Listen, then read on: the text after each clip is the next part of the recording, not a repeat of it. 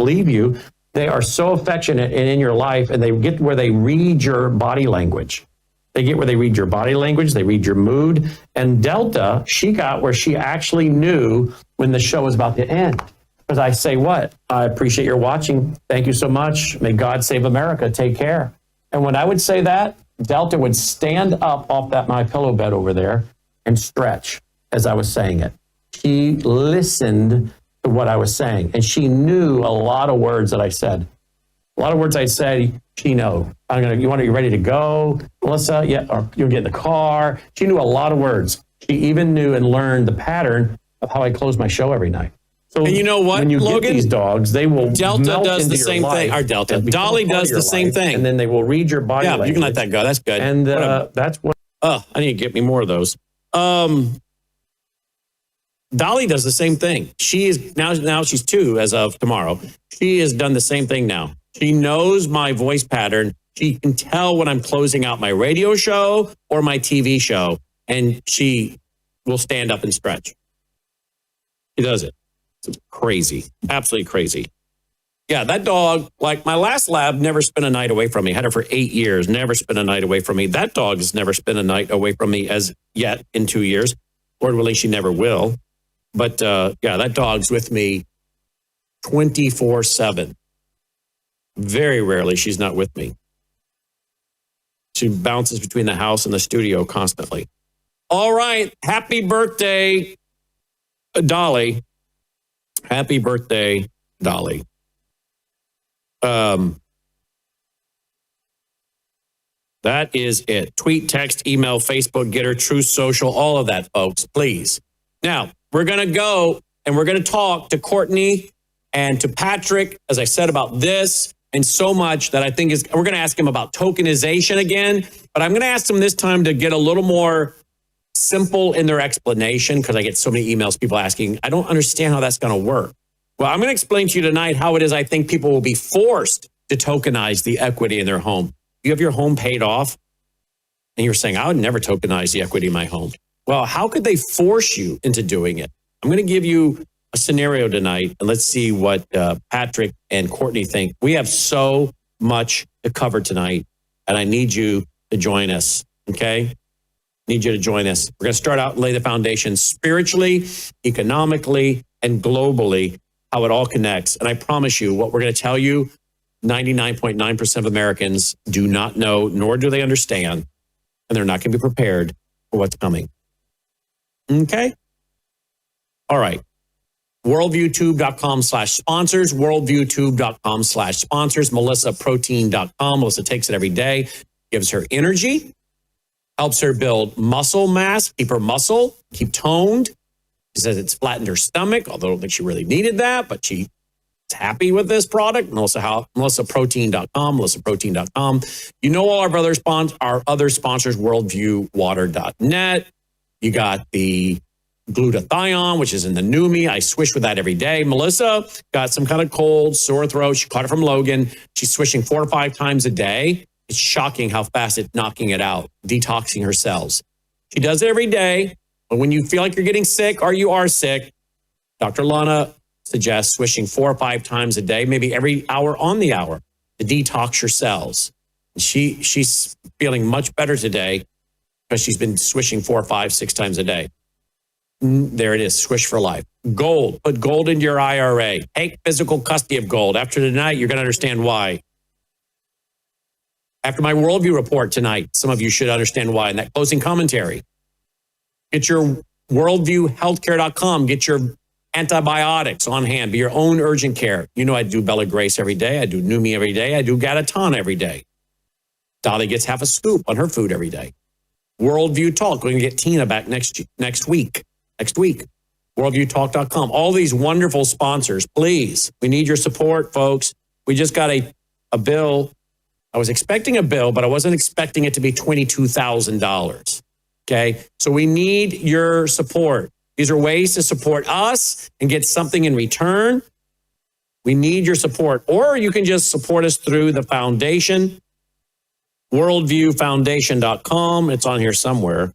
Worldviewfoundation.com. There it is. Worldviewfoundation.com. Technocracy.com. We need your support, guys. We really, really do. We've had some donors that have fallen into some rough situations and have not been able to contribute like they normally do. That's also really hurting us. So we've got to have your support, folks. WorldviewFoundation.com, so we can keep pushing out the free programming you have come to expect and count on, like what you're about to hear tonight. No joke, folks. What you're about to hear tonight, connecting the dots in layman terms, spiritually, economically, politically, globally.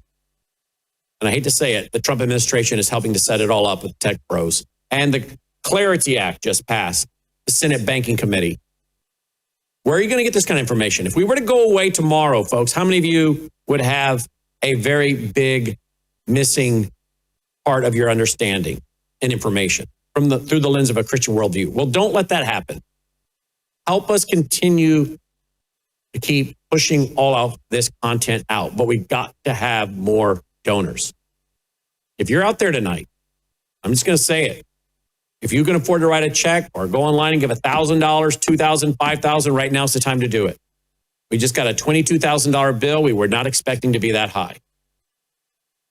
Costs so much to run this network, folks. So much. WorldviewFoundation.com, WorldviewFoundation.com. We got to bring in about $40,000 a month just to cover our operational expense. That does not count my salary. By the way, my wife and I have not received a salary now for almost a year. Okay? We have not taken a salary for almost a year now. So that $40,000 is not because of us. That's just our cost of running this network. And thankfully, we're in a position to sometimes go without taking a salary so that we can get the network in a position that is not only debt-free, but stays debt-free. That's what we're trying to do. WorldviewFoundation.com, WorldviewFoundation.com. All right, let's get started. Joining me now is going to be Patrick Wood and Courtney Turner. Pay attention, put on your thinking caps. I wrote a book in 2011 called Religious Trojan Horse, 2011, warning about the new apostolic reformation. They're false prophets, they're false apostles. Now, we can clearly tie in this group of false teachers with technocracy and transhumanism, dominionism, so-called Christian nationalism, reconstructionism or dominionism of people like, I guess the guy that mentored in part the Secretary of War, Pete Hegseth, and that would be none other than Doug Wilson. Well, in 2016, I wrote a book, as you know, called The Coming Religious Reich, meaning empire kingdom. You don't need to buy any of these books. They're all available as PDFs if you just join the vault. $7.99 a month gets you every book I've ever written and access to 36 years of radio shows, TV shows, ebooks, audiobooks, documentaries, conference DVDs, and more. Now, in their book, The Final Betrayal, Patrick Wood and Courtney Turner, chapter 7, they have a title of that chapter, and it is as follows. The title chapter is The Rise of State Religion. The Rise of State Religion. On page 83, they write, its contemporary popularity is largely due, talking about the Seven Mountain Mandate, the idea we've got to conquer and take media and arts and entertainment. Its contemporary popularity is largely due to Lance Wallnau, C. Peter Wagner, and NAR figures, New Apostolic Reformation, NAR, who recast it as a global strategy for spiritual warfare by targeting perceived demonic influences in each sector.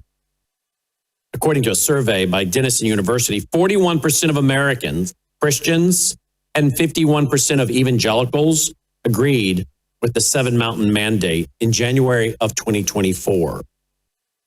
Closely aligned with Seven Mountain Mandate are dominionism and reconstructionism, both of which agree with the end, if not the methods to get there. The newest and perhaps most precarious component of this convergence is the Theo-Bro movement. Young Christian nationalist men who merge Reformed theology, Calvinism, with Silicon Valley supremacy. Unlike previous evangelical movements focused on cultural issues, Theo-Bros explicitly advocate for replacing demonic governance with biblical law, operating primarily through podcasts, social media, and affiliated churches, particularly the Communion of Reformed Evangelical Churches, founded by Doug Wilson. They advocate positions that would shock most Christians, repealing the 19th Amendment to end women's suffrage, implementing public flogging for certain crimes, and establishing biblical law as the legal foundation of American governance, end quote. Now you say, wait a minute, I'm for biblical law. Aren't you, House? Yes, but I'm not for applying the Old Testament to today. We are not Israel. We're not under the civic and ceremonial laws of Israel. And I'm not for a theocracy. Sorry, that's not really what we want. Do you want Paula White in charge of our government or influencing government in a theocracy by her? Or how about Pope Leo? You want a theocracy run by the Vatican in America? No, we don't want a theocracy. Our founding fathers believed in the separation of church and state, but not as defined by the communist at the Roger Baldwin, who was one of the communists that founded the American Civil Liberties Union. We're not going to go with his definition of separation of church and state, which was Christians were not to be vocal in the public square. Their faith should remain inside their homes and the four walls of their church. We don't believe in their definition of separation of church and state, that Christian values or the mention of God can in no way penetrate the public square or even our laws. Yeah, the 10 Commandments have largely been a foundation for civil law, well, through many, many, many countries, because the universal law is on the hearts and minds and soul and conscience of all men. Thou shalt not murder. Thou shalt not steal. But that does not mean we believe in a theocracy. We just believe, as the founders did, in the general principles of Christianity or in religion applied to the law. The founders by religion did not mean any particular denomination. What they meant is a belief in God, absolute truth, a moral law, a moral lawgiver, that there's a judgment day and man should be held accordingly. But since nations are not judged in the next life, they're often judged in this world. Our founders, many of them, were not Bible-thumping evangelicals. Some of them denied the virgin birth, the miracles. Others were more truly Bible-believing Christians. But they seem to be united under the idea that religion applied to the culture, the country, the laws was a good thing when defined by the moral law, the moral lawgiver. We're fine with that. What we're not for is a theocracy, one religious denomination elevated above another, or we're certainly not for a theocracy that says we're going to go back to the Old Testament. Flogging? Are we going to do stoning? We're not Israel. Where's the temple? Where are the sacrifices? You don't apply the civic and ceremonial laws of Israel to America. But many of them believe in replacement theology. They believe America is the new Israel. Many of them believe the church today is the new Israel, replacement theology. And now there's been a mixture of the new apostolic reformation with this reconstructionism and dominionism that I warned about in my book in 2011. I was warning about it then because there were groups like the American Family Association, American Family Radio Network that I had worked with for about 15 years. And when they decided to jump on the bandwagon with Governor Perry of Texas at Reliance Stadium for a prayer rally that included some of the freaks and apostate and false teachers of the New Apostolic Reformation, I said, adios. And now it's all being repeated again. There are those who believe now in this Christian dominionist movement merging with nationalism and ecumenicalism, and that with the tech bros. And I think what they're building, folks, is exactly what is in the title of this book from 2016, The Coming Religious Reich, meaning empire or kingdom. Revelation chapter 17, verse 1 speaks of a great harlot that sits on many waters. Later in the chapter, it defines those waters as the people, nations, tongues of the world, the Gentile nations largely. A false dominant church that sits right alongside the next image that John saw when he was carried away into the wilderness and sees this image of a woman, Babylon, the great city, the great Babylon, riding a beast. The beast being the Antichrist and his 10 world assistants. They're going to go hand in hand with each other. False dominant church and the rise of this global governance structure. But eventually, as we see in Revelation chapter 17, the Antichrist doesn't want the competition with a false dominant church. And the 10 assistants of Antichrist turn, devour her, eat of her flesh. And then a new religion is born, the worship of Antichrist. In their book, Courtney Turner and Patrick Woodwright, Christians are waiting for the Christian Reformation of the world in order for Christ to establish his rule on earth. That's what these folks are believing. Some are already calling for outright theocracy. The traditional pre-tribulational view of Christ's return is now replaced with a post-tribulational view or even an amillennial view, meaning there's no 1,000-year kingdom at all. In addition, the role of Israel in God's plan is replaced with the New Testament church. That's, again, replacement theology, resulting in anti-Semitic rhetoric, chastising the Jews for having lost their old promises from God in the first place. In short, this means that there is a seismic change taking place in the Christian church. Some say this portends a massive revival in America. Others see a head fake of epic proportions leading the church into a massive apostasy. Apostasy, a falling away from traditionally held biblical truths. Well, 2011, Reliance Stadium, the governor of Texas, then Rick Perry, with all the false teachers, so many of them, and the pro-family groups. Most of them, in my opinion, having known so many of them, are as dumb as a box of rocks. Most of them would never appear on this show live, because I could show you very quickly how dumb most of these guys are. But now we have the Trump administration embracing people like Paula White and so many other freaks and nut jobs.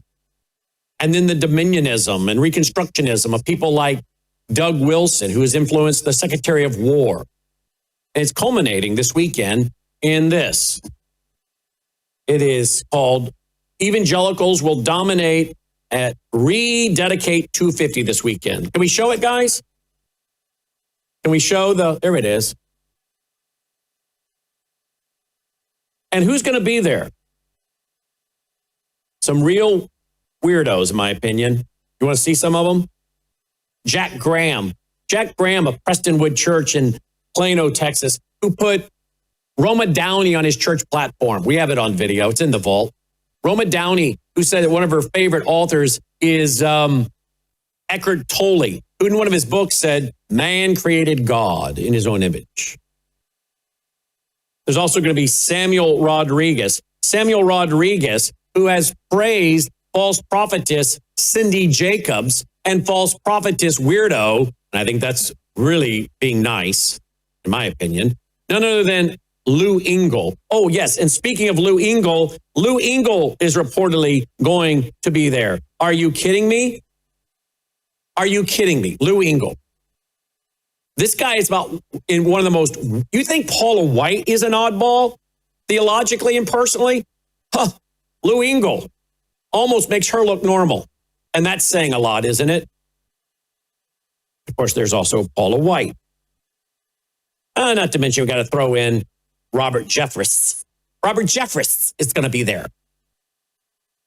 Isn't he the one, Logan, can you look up Robert Jeffress? Isn't he the one that said the vaccine bioweapon was a gift from God? Can you look that up, please, if I remember correctly? It's going to be a real hodgepodge. Timothy Dolan. Yeah. Why don't we get Pope Leo there while we're at it? Have this ecumenical kumbaya. Why don't you just go ahead and declare the great harlot has arrived. Revelation 17:1. Yeah, he called them a present from God. Yeah, Jeffress. Well, let's see, Logan. Pull that down. Why are my buttons out here not working on my computer? Do you know why? Let me just play a little video here or two for you that you think you might find interesting. Remember, Samuel Rodriguez is going to be there. Here's Samuel Rodriguez endorsing Lou Engle. Hang on. I'll show you Lou Engle in just 1 second. I got a point. I'm making a point here. Hang on. I'm building layer upon layer. Hello, I'm Reverend Samuel Rodriguez, President of the National Hispanic Christian Leadership Conference. And on behalf of our 30,454 churches and 16 million constituents, we hereby invite you to participate in what we believe will be a life-changing and nation-transforming event, the Call Sacramento. 10 years ago, Lou Engle, via a directive of God, directed over 400,000 people as we gathered in Washington, D.C., in the Call DC 2000.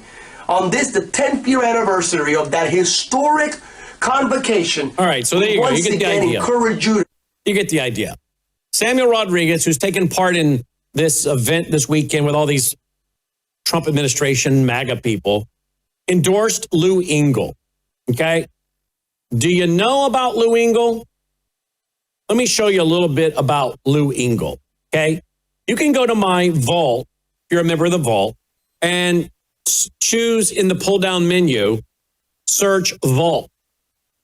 Type Vault in search. Lou Engle. There we go. Type in Lou Engle, and these videos will pull up, and our new powerful Bible software pulls up any clips by him to the very minute where he's being discussed. So you don't have to search through an hour video to find what's going on or to find where Lou Engle is being discussed. Okay, now listen to Lou Engle. Are we ready? Here we go. Listen to Lou. Ideologies to the top of those mountains. All right, that's Lou Engle. Now let me show you just a little video clip. No, I don't know if that was back far enough because I already watched that myself, so I should have cued it. Here we go. Try it again. Lou Engle promoting the Seven Mountain Mandate. The political realm, the business realm, the family realm, arts and entertainment, religion, media, and education. Every one of those mountains is a place of influence. The way you get influence in those mountains is to get the ones that have the ideologies, your ideologies, to the top of those mountains. All right, that's Lou Engle. Now let me show you just a little video clip of James. All right. Now, you're going down. Here is Cindy Jacobs, who's also was endorsed by Samuel Rodriguez, who'll be at this event. Remember me telling you about Cindy, false prophetess Cindy Jacobs of the New Apostolic Reformation? She thinks she's reversing hysterectomies over the television. Okay, this is a convergence like we've never seen to this level now with the Trump administration doing this. And again, I have to ask you, if these guys cannot vet and keep freaks from this kind of event, can they really keep the freaks out of the administration? Can they really keep the bad guys out of the country? If this is the level of discernment and vetting going on, it's starting to make me really question. And if they're that deceived spiritually, some of the people in the Trump administration, that you put people like Paula White in charge of the spiritual and religious liberty commission aspects, if you're this discerned spiritually, do you not believe these people are blaspheming God, claiming to be, many of them, little gods?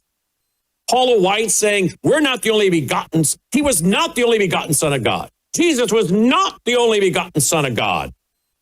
Really? Like we're little gods? No, sorry. For God so loved the world that he gave his only begotten Son. John 3:16. Now, I think this is of Satan. Now, if you have let Satan into the door and you are working with the ministers of Satan, which the Bible describes as being ministers of righteousness that are really not. They appear to be as ministers of righteousness, but are of the devil. Then why would I not start to think very quickly here that this is not contained? It is a cancer. It is a spiritual cancer that has invaded the administration's thinking and lack of discernment. And now you have Satan's people moving and working, not just in the Liberty Commission area, but now being spread across the administration with the tech bros. Some who are even talking about AI being the new God, an AI God, and who many seem to be building the mark of the beast system. Folks, you can't separate these things. But here she is, Cindy Jacobs, claiming to reverse hysterectomies. Again, endorsed by people like Rodriguez. Samuel Rodriguez will be there at this event, according to the article we just read, and hanging out with people like Lou Engle. And you prayed for a lady.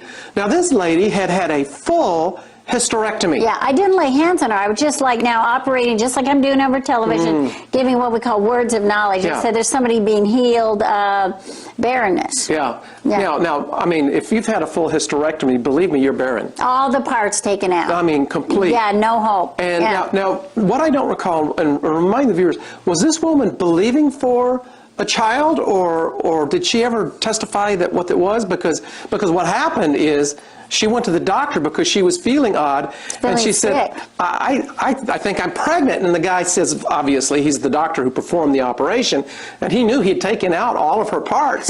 He said, look, you couldn't be. There's no way that I you did can be your pregnant. surgery. Yeah, I'm the one who did it. I know you don't have the parts. Yeah, you cannot be pregnant. But what happened when he examined her? Well, she was pregnant. All right, what a freak, in my opinion. Logan's even laughing at that. Look how young I was there. I've been doing this a long time, guys, warning about these people. Now, you say, well, Brandon, can't God do miracles? Absolutely. Salvation, I think, is a miracle. But Cindy Jacobs does not have the ability to lay hands on people and reverse a hysterectomy, okay? And certainly not someone that spews false theology and doctrine. Doesn't work that way according to the scriptures. Now, let's go to Lou Engle. Are you ready for Lou Engle, who's representing some of these folks this weekend with the Trump thing? Ideas, thoughts, and intentions and directions. And by the grace of God, we have picked up most of those seed thoughts that have come from the heavenly mind realm, from the heavens above, and we have walked out those dreams, and I have found out those dreams were not just tickling fancies. They were the word of God, and they have created movements that shake nations. These dreams. All right. Dreams are equal to the word of God. Where's that in the Bible? Where's the chapter and verse on that, Lou Engle? By the way, go look up maybe, Logan, you can show me a headline about the House of Prayer and Mike Bickle, some of the garbage that's come out about them the last few years. Because Lou Engle was heavily involved with the House of Prayer in Kansas City. These are some of the people speaking and praying, supposedly, at this event this weekend. It's all tied together with what I've been warning about for several years and in several books, that this is creating a false, dominant church. And now we see it merging with the Reconstructionist, the Dominionist, the hyper-Calvinist, the Christian nationalism, so-called. There you go. IHOP KC leader Mike Bickle permanently disqualified from church office. Yeah. You guys should go read up on that one. Joining me now is none other than Courtney Turner and Patrick Wood. Guys, welcome to the broadcast. Thank you for being with us. Patrick, you want to comment on my opening monologue here? I've been warning about this group, the New Apostolic, for so many years. I'm glad you guys had the guts to talk about it. And the freaks in the family, a lot of the freaks in the family movement, and boy, I've been around the family movement for a long time, the pro-family movement. You know, I remember calling up one pro-family leader years ago and saying, I don't think you want to hire Josh Duggar. Let me tell you what one of his close family friends just told us to our face the Duggars had come to our conference. They were there at the Worldview Rally, and I think up by Bentonville. And one of their close family friends was there. Called me on my cell phone, said, walk away from that conversation. I literally had to walk away to take his, because he called me, said, walk away. He said, I hear that they're inviting you to their house. Don't go. I wasn't going to go anyway. He said, get on the road, head back to Memphis, call me, and I'll tell you why. I did. I called him. He's like, what's up? This was like 2008, 2009. Everything that came out later, he told me, because this guy reportedly grew up with the dad. And when I heard it, I warned two leaders of the pro-family movement. If I said their names, almost everybody in this audience would know. And I said, be very careful about hiring this young Duggar boy to work for any of the pro-family groups or elevating him, because we have good sources close to the family saying we've got a problem here. They wouldn't listen. I called up a pastor friend of mine that I've known since second grade in Northern Virginia. And I said, I understand you have an elder at your church who is also on staff at one of these pro-family organizations. You better warn him about this. He picked up the phone. He called this man and said, I think you guys might want to look into this. He took it to the leader of one of the pro-family groups, and I was told, they're like, nah, that's just rumor. And then when some of this happened and came out, I believe some of them acted shocked. Woo. Really, guys? Really? Any of you guys that are sending money to these large pro-family organizations, in my opinion, you might as well just flush it down the toilet.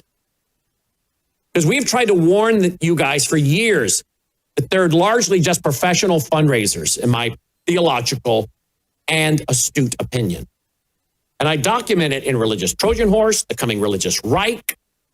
And they have promoted one freak show after another, trying to either gain more popularity, more potential donors, or more political power.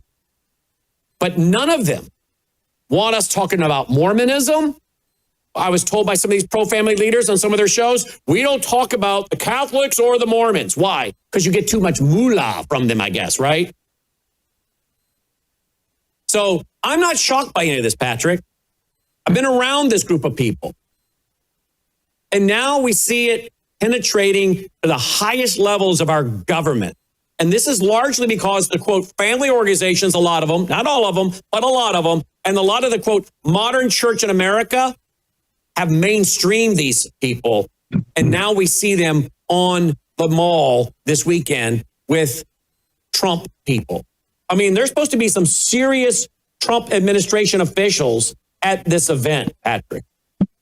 Did you know that? I mean, they're talking that we're going to have, I guess, Mikey Johnson, the House Speaker, Marco Rubio, Pete Hegseth, Senator Tim Scott, Monica Crowley, Ben Carson. Now, I like some of these people. I like Ben Carson. I don't want to see these people mixed up with these kind of folks, but somebody's not protecting them. I venture to guess if I called up Ben Carson, he would know nothing about these people that I'm talking about right now. And I don't want to see these people having their credibility diminished or their credibility used to give credibility to the likes of people like Lou Engle. But I'll tell you something. So much for making America great again. When you think you're going to have God bless the country, when 2 Corinthians 6:14 through 17 clearly says, if you unite up in spiritual enterprises with false teachers, it says, I won't bless you. It says, if you don't do this, I will welcome you. And in the original language, that means I will bless you. What's the opposite of blessing? A curse. These people are not rededicating America to God. What they're doing is dedicating, I think, America to Satan and a satanic building of a false dominant church and the infrastructure for his coming kingdom. Patrick, you go first, please. This is merging. Everything is merging at this point towards the end times. I think it's very clear. Of course, it could be delayed 20 years for all I know, but I see this merging together. We're following technocracy, obviously, and religious movements as well. But when you look at the religious movement in America, especially, this is this is church. This is Christianity. This is like the Laodicean church, where there's a sign on the door that says we're a Christian church, but Christ is not in the church. He's been removed totally. This is exactly what's going on right now. And if you look at the whole picture here, religion, politics, and economics, these are the three pillars of society. They always have been. This is not my revelation. That's always been the way it is. You have religion, politics, and economics. They have to be in sync in order for society to work. Well, the whole system is being overturned at this point. Economics are being overturned with technocracy. The political system is being turned over radically so, and now the church is being turned over as well. So there's another global system being built before our eyes that'll be in balance.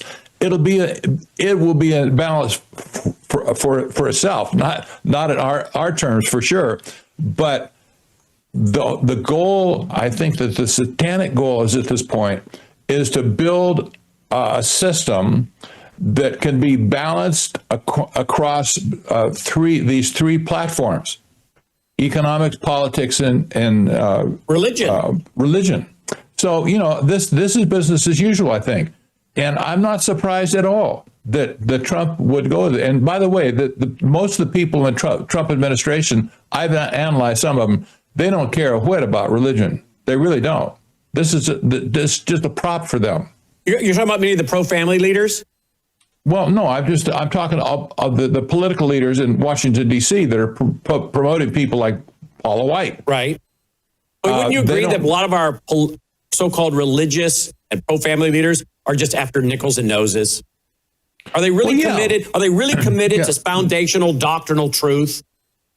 No. The heartbeat of apostasy is church without Christ. Yes. Period. Mm-hmm. Look at this headline from 2016 from our website. Will pro-family leaders publicly reverse their support of false teacher Lou Engle after this happened at Azusa Now? 2016, my radio show. Lou Engle hosted his Azusa Now rally April 9, 2016. Among the many troubling events included Engle kissing the foot of a Catholic priest as a sign of reconciliation. It also included the pagan customs of dancing and drums of Native Americans on the platform. False prophet and teacher Bill Johnson at Bethel Church was also on the platform. That's the guy that claims that feathers are falling out of the sky when they're sitting in restaurants and angel dust. You got the angel dust clip, Logan, from his church? Don't laugh too much, Courtney, I know, right? The angel dust. And then he's a guy sitting on an airplane and gold started falling out of the ceiling. I mean, what a freak. Here are the audio of James Dobson, American Family Radio Network, and American Family Association, their family news division, interviewing and praising Lou Engle. Why are Dobson and AFAFR not publicly rebuking Engle after this weekend? Let me take your calls. Yeah. At this point, Courtney, I'm thinking, as much grace as I've tried to have here for the Trump administration, as much as I appreciate a lot of the things they've done, they are so mainstreaming spiritually, theologically, doctrinally, ecumenically dangerous things. And if their level of discernment is they cannot put together an event or have someone put together an event for them that says, hey, we want to pray, have some Bible reading. I'm all for that. Let's get some mainstream, decent people to do this. It's like someone went out and said, hey, go find all the freaks you can and let's put together a freak show, right? So if you don't have enough discernment to put together something that is legit with some prayer and Bible reading, and I don't care if these people are not household names. I would probably prefer they're not. Just serious, sincere Bible reading and prayer and have a great event. Maybe some worship songs and move on. But what they've done here is so antithetical to what they say their goal is. Rededicate, there it is. There's the glory dust at Bill Johnson's church in California. Glory dust came out of the ventilation system. Yeah, go get some cheap glitter at Home Depot or I guess, what do you call it? What's that place your mother goes? Huh? Hobby Lobby. Thank you. Throw that in the ventilation system. Glory dust.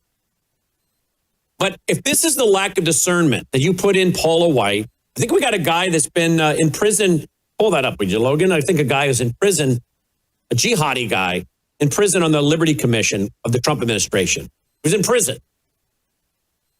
If this is your level of discernment, Courtney, I don't think there's a whole lot of hope. And if you're going to sit down in the White House with Bill Gates and with all these tech bros and have dinner with them and put them on your airplane to China, I'm sorry. I'm at about my wit's end with this administration and the foolishness.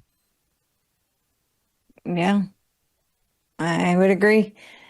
I think that Trump has been kind of, I don't know how much he's aware, but he's been kind of inculcated with all of this kind of new age under the veneer of what I call Christianese. So it's got the Christian language, but it's polysemy. It has dual meaning.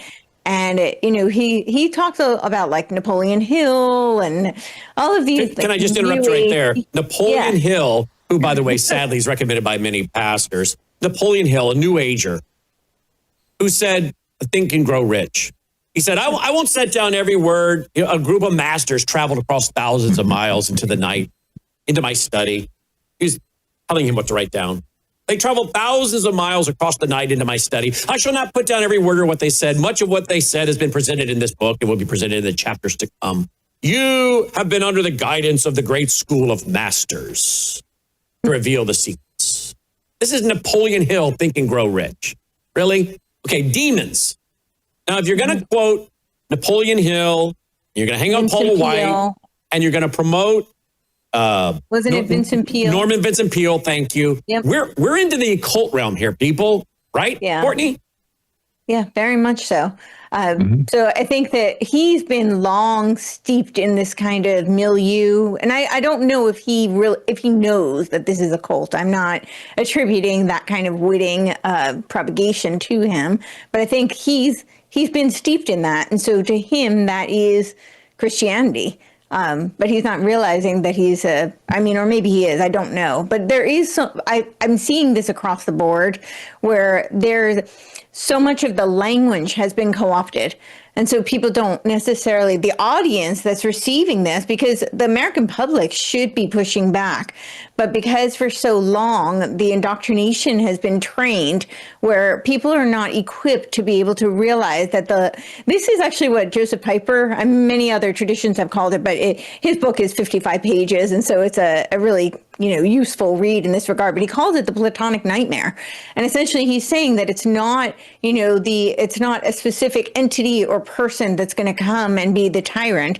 He's saying it's the abuse of the language. That's the name of the book, where you have all this polysemy, where the language has been completely co-opted. And so people don't recognize what is being smuggled in and how they're being swindled. So they think they're defending one thing, but essentially it's because they're using the same language, and that language has been hollowed out. And that's why I call it Christianese, because it sounds like it's Christian language, but it's not. It's the veneer, but it's been hollowed out and it's been replaced with this occult esoteric meaning, which isn't that exactly what, people like Blavatsky or Alice Bailey, who, who created Lucius Trust.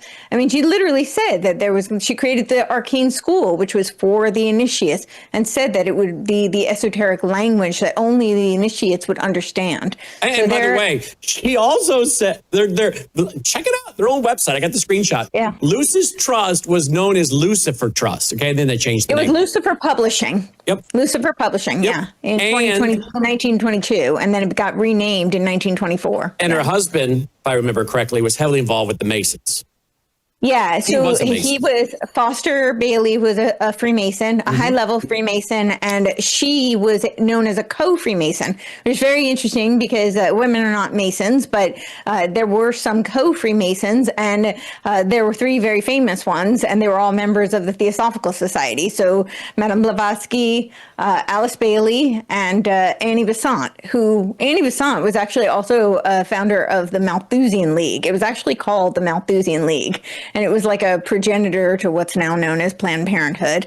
But she was also a Fabian socialist and a member of the Theosophical Society. And that's a big word, I know. Just think New Age movement. Think cosmic humanism, the New Age movement. for. Well, and it's really just Neoplatonism, right? And Madame Blavatsky herself says this. She says that she's inspired by Plotinus and the Neoplatonists.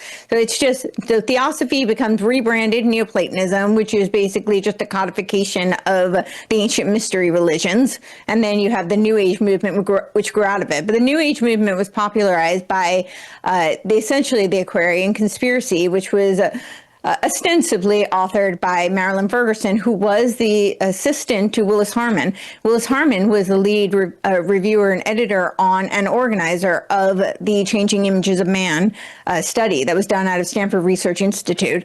I actually just published a very long piece on this called The Factory Reset, but the whole purpose of the Changing Images of Man was to eradicate this man's image of himself as being imago Dei. So that was the traditional Western perception of humanity, of humans. We were imago Dei, made in the image of God.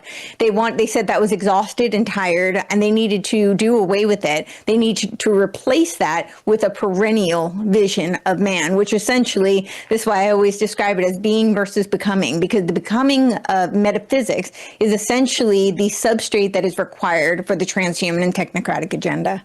She said the way of following Christ is old-fashioned, and people will not tolerate this anymore. Look what she wrote there. By 1945, we shall have the inner structure of a world faith so clearly defined in the minds of many thousands that its outer structure will inevitably make its appearance before the end of the century.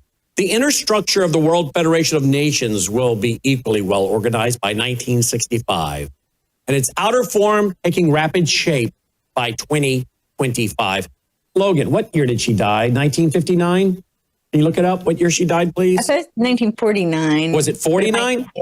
Maybe it was 59. Well, Logan will look. Tell me. 49. You got it right, Courtney. Oh. You won a new car. Look well, at the that, externalization of the hierarchy is 2025, right? She said that will be the Centennial Conclave. Mm-hmm. Well, here she's saying she dies in 49, and she's saying that this new outer form of and she said it more than once. She talked about, and this is 1934, she talked about the coming of the age of the Pisces, passing of the age of the Pisces, and the coming of the age of Aquarius. That's the age of the new beginnings, where man will thought to now, it's called the new beginnings or new age because man will start to realize he's really divine God. And in there, she says in the externalization of the hierarchy that the outer shaping of the new order will be seen in 2025. That was last year. Okay. Yep. This woman wasn't far off.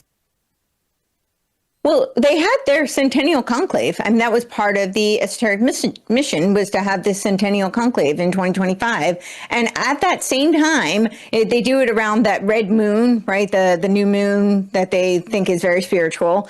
And during that time, you had all these globalist meetings, right? You had the Bilderberg meeting, you had the World Economic Forum meeting, you had the UN meeting. There were all these globalists. And I don't think that was a coincidence. I mean, I think this whole AI agenda is tied to the externalization of the hierarchy. Exactly what you said. Now, can I blow your mind? Not your mind, because you got all this, but can I blow the viewers' minds? Are you ready, guys? Are you ready? Are you ready? I'm blown. Are you ready? Here we go. She believed that these leaders were under the guidance of the hierarchy, ascended masters. Individuals more highly evolved through the process of reincarnation. They're demons. Okay. But she talked about great men who are under the guidance of this hierarchy. And in the externalization of the hierarchy, she writes this. A third factor is as follows. It has been known for a long time by the mystics of all the world religions and by esoteric students. Esotericism is hidden truth.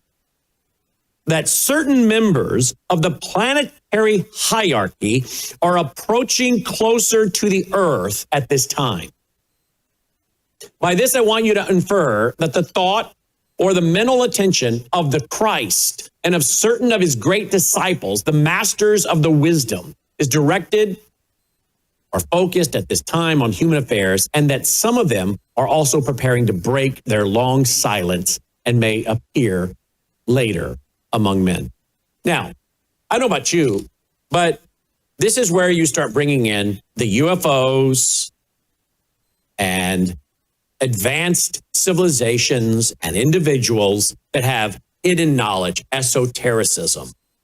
And on cue, the Trump administration is behind this. You can't make this stuff up. And most people see these things.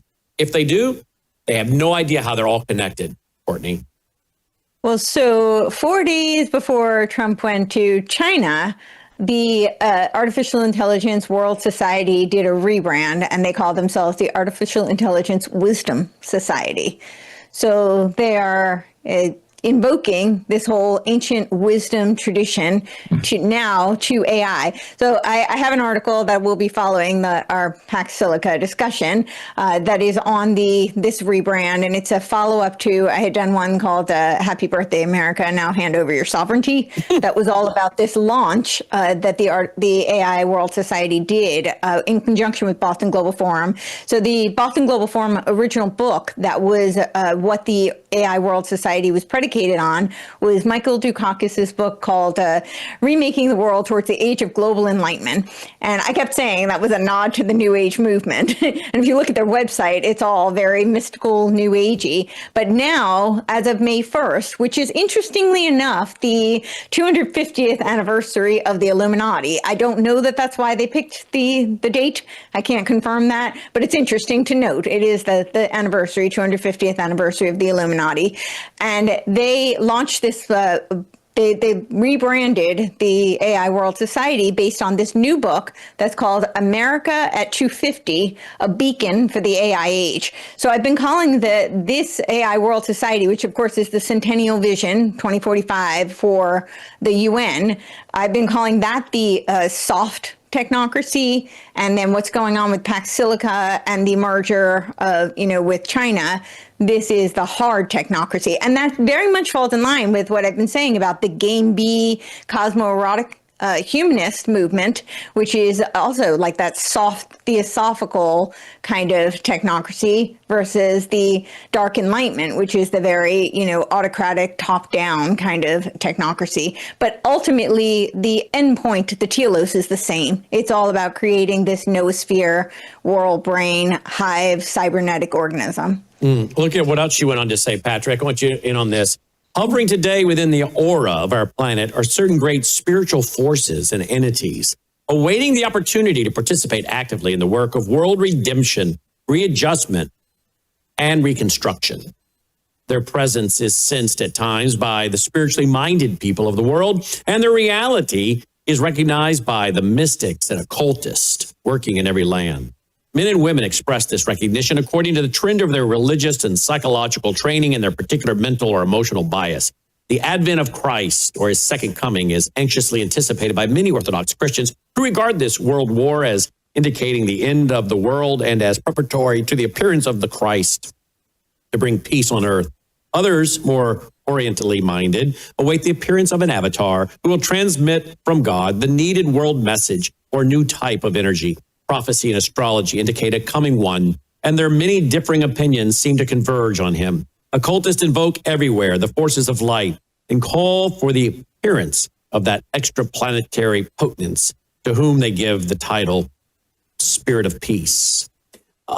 Isn't this interesting? They're waiting on a world leader. They can call him the Maitreya, the Christ, whatever they want, but it's going to end up being the Antichrist. And when he shows up performing counterfeit miracles, signs, and wonders, when the false prophet, according to the book of Revelation, is calling down fire from heaven, and the book of Revelation says the false prophet does these things in the sight of the beast, meaning he does it with his approval.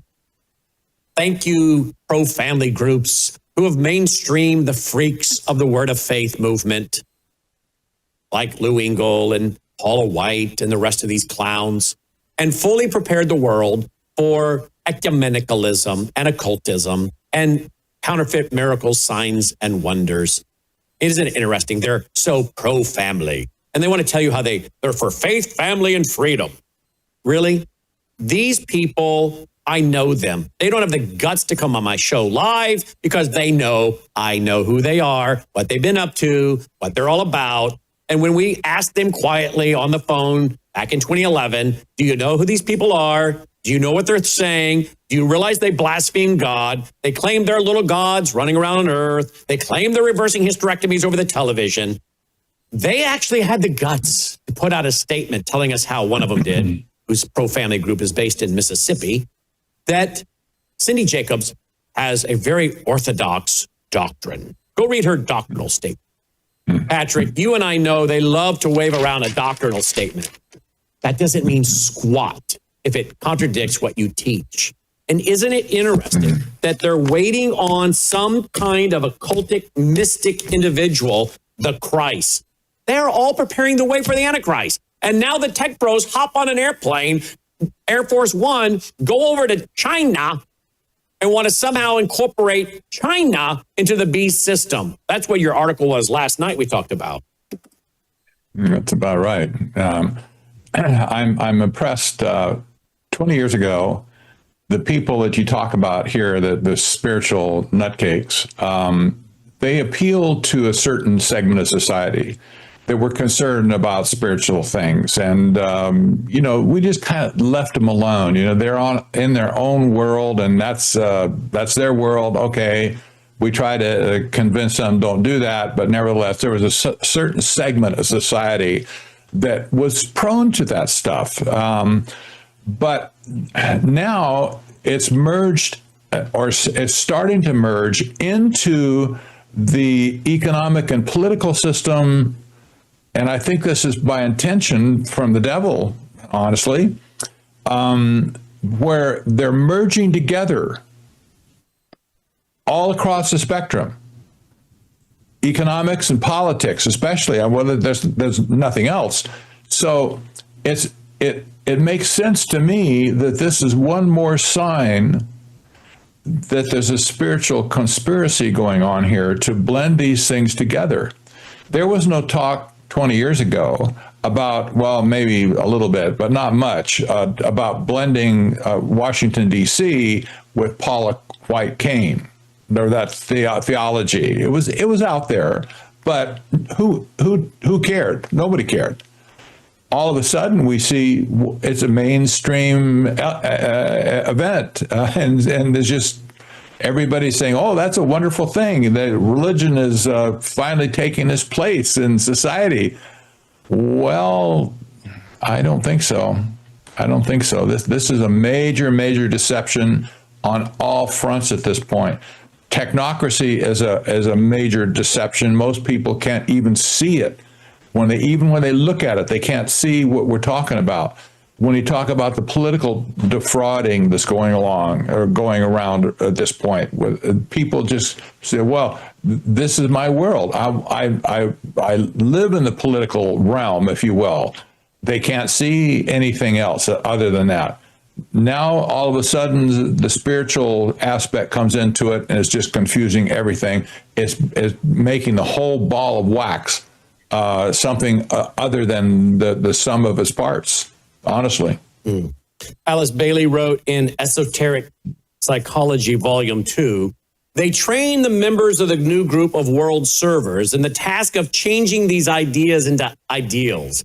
These, in turn, become the desired objectives of the thinkers and are then taught to the powerful middle class and worked up into world forms of government, religion, thus forming the basis of the new world order into which the masses are patiently incorporated. The organizing of the men and women so they can set the note of world goodwill for the new world order, group work of a new order with progress defined by service, the work of the brotherhood, the forces of light, and out of the spoliation of all existing culture and civilization, the new world order must be built. Isn't it interesting that she was big on calling for service? And of course, we have Republicans now, along with Democrats, pushing the idea that kids should not be able to get out of school unless they have dedicated so many hours to community service. The Obamas pushed this with public allies and other things.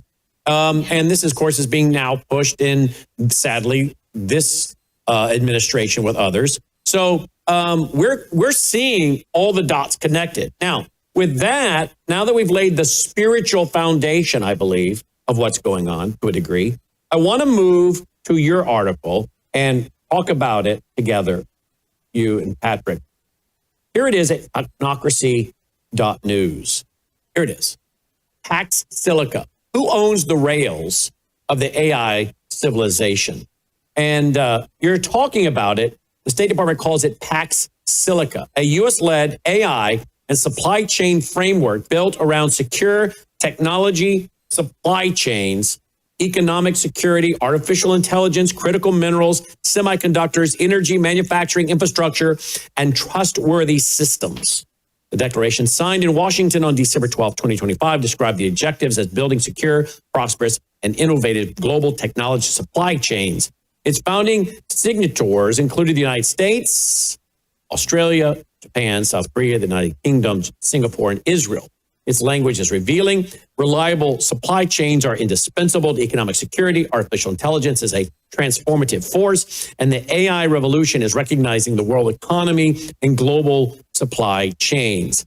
Then you write, President Trump arrived in Beijing for high-stakes summit with Xi Jinping amid live tensions over trade, AI, Taiwan, Iran, rare earth, aviation, agriculture, and technology access. The corporate roster around the trip was not incidental. Reuters reported a delegation drawn from American technology, finance, aviation, agriculture, payments, semiconductor, and industrial sectors. Elon Musk, Apple's Tim Cook, Boeing's Kelly Ortberg, GE Aerospace Larry Culp, BlackRock's Larry Fink, Blackstone's Stephen Schwarzman,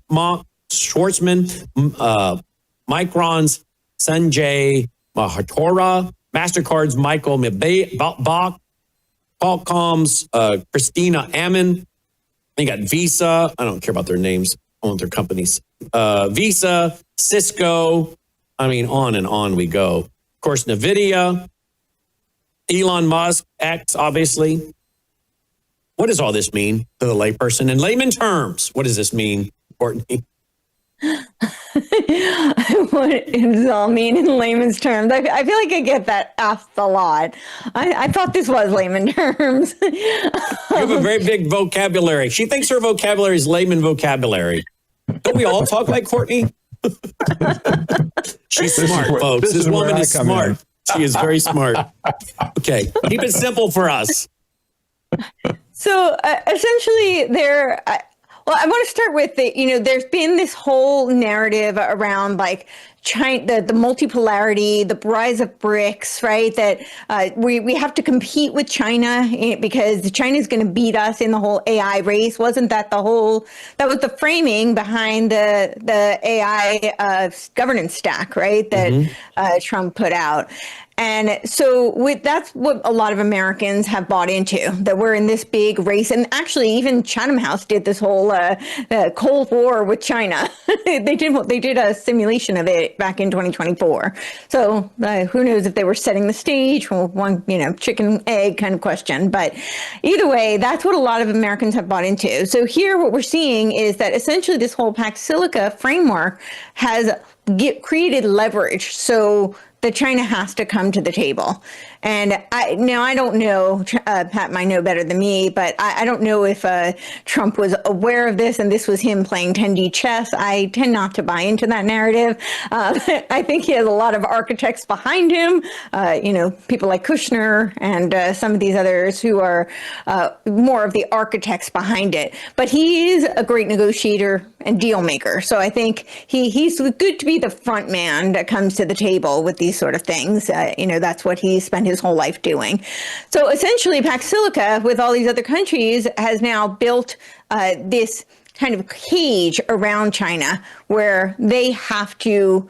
We have a lot of leverage, and so now this merger essentially is what they're now coming to the table and saying, okay, you have to play ball and we'll work together, because China is largely in control of so much of the infrastructure. And then, of course, we've got all of the other pieces that were put in here where, the geographical roads with IMEC.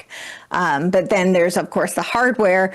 Taiwan, of course, becomes a big part of the conversation as well, because that's where most of the chips are made there.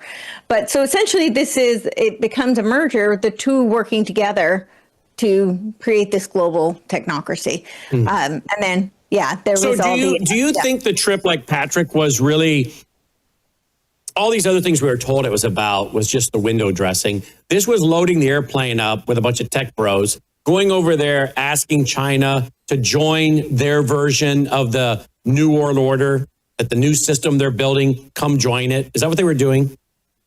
I don't think exactly that way. I don't think they asked China to do anything. They told China, this is where it's the rubber meets the road. Wow. They systematically have excised China from the world. They took away their Venezuelan oil. They took away their oil from the Strait of Hormuz and all that stuff that came out of there. All of a sudden, their relationship with Iran has been destroyed. China, by the way, immediately threw Iran under the bus by saying they're not going to send them arms now, and they're not going to, they want to open the strait and make sure that it can traffic oil. So, China has all of a sudden, and by the way, they didn't bring anything to the table, in my opinion, so far. But China came to the table, not asking, but they were saying, what's our terms of surrender at this point? You've cut us off. You've stolen our allies. You've stolen Qatar, the UAE, and you spoiled Iran. You're spoiling our relationship with Russia. And all of a sudden, you won't believe this, all of a sudden, we see that Iran is going to be buying American oil. Not Iranian oil, but American oil. All of a sudden, China, you mean? China will be. China's, yes, exactly. Yeah. So China's been switched. Their allegiance has switched from Iranian oil to buying oil from us. So they didn't go over there asking them to come join us. They went over there and said, "This is where we're going." Well, I think they kind of set the stage where it's like, either you opt in or you lose. I think it's kind of like you don't really have a choice, or you're going to be completely boxed out. But I think, yeah, sorry, go on. Well, the other thing is that they've all India's been split away from China as well at this point, because India is the origin of the IMEC corridor. Yeah, I'll make a I for IMEC for the audience, again, new people. Yeah. India, Middle East, Yes. Europe Economic Corridor, IMEC.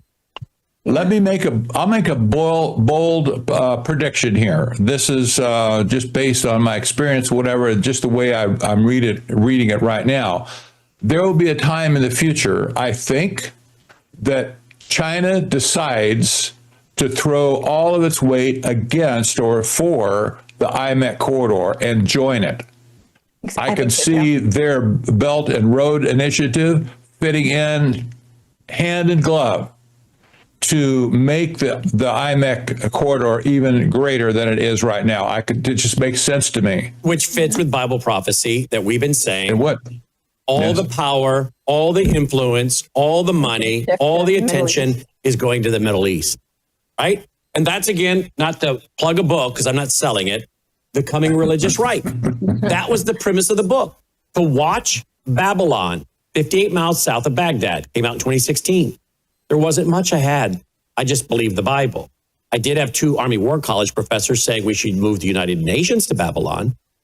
But now what do we have 10 years later? We have IMEC. Board of Peace is basically in Babylon. So, yeah. That's right. We have Babylon. Board of Peace. We have IMEC. We have Al-Fa Port running all through Iraq, Babel, right? Yeah. And that's the UAE, United Arab Emirates, investing in that. They're also investing in IMEC, right? And then you add in the Belt and Road Initiative, and those 3 things merge, boom. Yeah, I think this wasn't put into the recent article, but I think Oracle is definitely a big player in all of this, because Oracle has essentially been like the bedrock of Chinese technocracy since the late 80s. So Like they have that whole infrastructure. So I think a really great way for people to think about this is the whole TikTok scandal. Remember, the narrative for Americans was that we have to take control of TikTok, essentially because, it's a Chinese spyware apparatus. Never mind that all of our social media is spyware apparatus, right? That's how it operates. But, better for us to be spying on ourselves than for China to be spying on us was essentially what they were telling us. And remember, even Zuckerberg was parroting this narrative. But meanwhile, it was just a feedback loop because essentially Facebook is like the intelligence layer on top of Oracle's data server. And so it's a symbiotic relationship. So he was parroting that narrative, knowing that he stood to benefit from the acquisition. And this is, I think, very much what's happening here, too, because Oracle is a huge part of the entire Pax Silica infrastructure, part of Project Stargate as well. And all of these data servers, of course, Palantir is like the intelligence layer that goes on top, but Oracle is that data server infrastructure. And this is part of how that, I forgot what it's called, but it's like the Cloud Act, which essentially bypasses any nation state laws because it means that if it's on those servers, they are not subject to those nation state laws. So even our Constitution gets completely overwritten by this Cloud Act. I forgot what the actual name of it is, but essentially if it's in their database, then they don't have to subscribe to, the laws of the nation state. And this becomes how you can have this international kind of architecture that becomes a controlling infrastructure. You know what you're saying sounds awful lot like the BIS, the Bank for International Settlements. There was a congressman who warned about the Bank for International Settlement.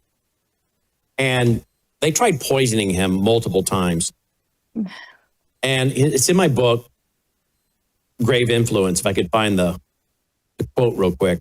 But he warned in the 1930s about the fact that the Bank for International Settlements was working to create a system over and above the United States. Over and above the United States, the Bank for International Settlements, which is, for those who don't remember, the central bank of central bankers. It's the headquarters of the central banks based in Basel, Switzerland. And he said in the 1930s. Fourth city state. Yeah. Essentially. That what they're going to do is create a system above the United States. That's what you just described. Yeah. I think that is exactly what's going on. Mm-hmm. Yeah. Let me go see if I can find that quote real quick while you guys talk. Bank for International Settlements. But fascinating. Let me also show you guys something real quick, if I may. Terrifying. Yeah, it is. Yeah.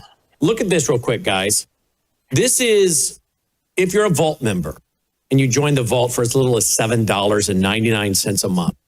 You not only get access to 36 years of my radio shows, TV shows, ebooks, audiobooks, documentaries. You don't need to buy all my books.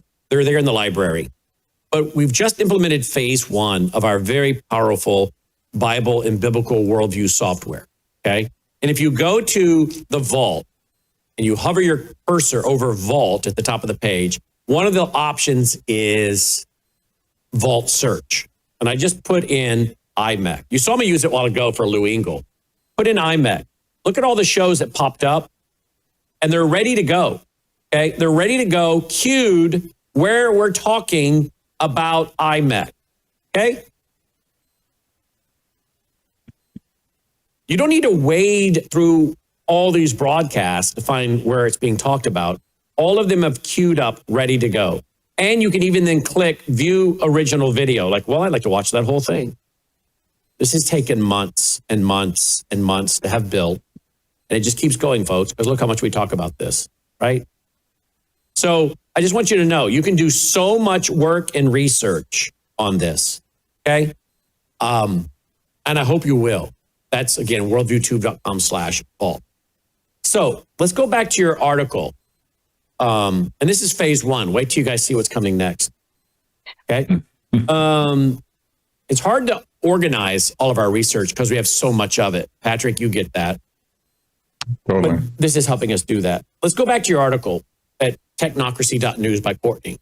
you go on to lay out basically the compute brain is NVIDIA, the network nervous system is Cisco, the embodied infrastructure is Tesla and SpaceX, the device and supply chain layer is Apple, the capital allocation, BlackRock, Blackstone, Goldman Sachs, financial transaction rails, Visa and MasterCard, and then the adjacent infrastructure, Boeing, GE, Aerospace, et cetera, et cetera.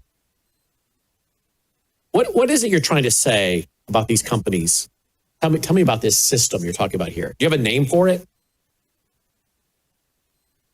Courtney? Technocracy. No. Yeah. Exactly. Yeah. The regulatory infrastructure, technocracy. Yeah. I have to say something because it didn't make in this article. There's a university in Beijing called Tsinghua University, and it's been around since 1911. It's a huge organization, a school. Yeah. It's considered to be the MIT of China. This is a big thing. In the year 2000, they established a board of advisors, and the first advisor, who was Western advisor, who was invited to be the chairman of the board, was none other than Henry Paulson. You might remember that name. I don't want to talk anymore about him, but he was the first chairman of this advisory board. This board has grown over the years, populated by technocrats, arch technocrats from America. And we see today that the chairman of this advisory board is Tim Cook. Tim Cook was on the airplane to get to China. And not only that, you won't believe this, 40% of the attendees who went to China just now, almost 40% of those attendees were associated with this board of advisors in Tsinghua University. This is huge. This means they were building the system up, even as we were saying China is our enemy, we need to beat China, whatever. And listen to the members right now. This is the official thing. I got this off the Chinese page, if you will, on Xinhua's website. Larry Fink, you heard of him? Jane Fraser, the city CEO of Citi. Tim Cook, the current chairman of the board. David Solomon, Goldman Sachs CEO. Steven Schwartzman, Blackstone, Elon Musk. What? You can't make this up. These people have been on the spot in China, going at least once a year to their board meetings, if you will, directing them how to build their technocracy economically to whatever. I wouldn't say take over the world, but this proves proof positive that this was the intended outcome, that China eventually would be merged with American technocracy. This absolutely blows anything else out of the water, in my opinion. I want to add one thing to that. You know how Trump had made this policy, again, I don't remember exactly what it was called, but remember he made it very difficult for the Chinese students to come into colleges here. Well, of course, the whole narrative was that we don't want the Chinese taking away from American students. But essentially what happened was you had most of those students would have then gone to work for Silicon Valley, because that was, the upper echelon of technocracy of the world, essentially. And so most of the students would have, but because of that policy, because he made it so much more difficult, they actually stayed in China. And so what you're talking about now leads me to believe that they were actually trying to, I had this thought before, but now I'm more convinced that they were actually trying to build that infrastructure in China so that there was that, competitive, not in the sense of competition between us, but in terms of them being at the level that they need to have the merger. So now you have that cream of the crop also being developed there. So it does seem like it was actually kind of strategic. Now, listen to, interesting. Listen to what Trump said to Sean Hannity in China about China and America and college Chinese students coming here and China buying our farmland. Oh, yes. Watch this. This is brand new, folks. Just the last 48 hours, 24 hours. I would assume I'm in Beijing. If I wanted to buy property near one of their military installations, I don't think President Xi... No, they wouldn't let you. I don't... Look, it's not that I love it. You want to see farm prices drop? You want to see farmers lose a lot of money? Just take that out of the market. But they've had a lot of land for a long time. Obama did nothing about it. They bought a lot of it during the Obama administration. He did nothing about it. As far as the students, it's 500,000 students. They come, good students. How do we know they're good students? Okay. How do we know they're good students? A lot of them maybe are, but you know some of them are spies and they're here to spy. So, okay, number one, I mean, I love President Trump on a personal level, but let me tell you, he doesn't have discernment because the man, by his own admission, isn't a Christian because he's never, according to his own admission on tape, asked God to forgive him for his sins. So the man has very poor discernment. If you had good discernment, you wouldn't surround yourself with a bunch of homosexuals and a bunch of potential black people to be blackmailed with all the scandals around them, and not to mention the freaks like Paula White. So this guy now is proving it. Oh, they're good people. No, they're not. A lot of them.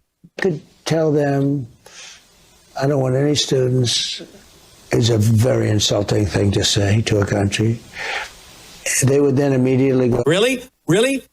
Insulting thing to say to China, who gave us, with the help of our, I think, intelligence community, the Wuhan virus, the China virus, as Trump used to call it himself. We're worried about insulting the Chinese that are sending fentanyl pills here to kill our students. We're worried about offending them?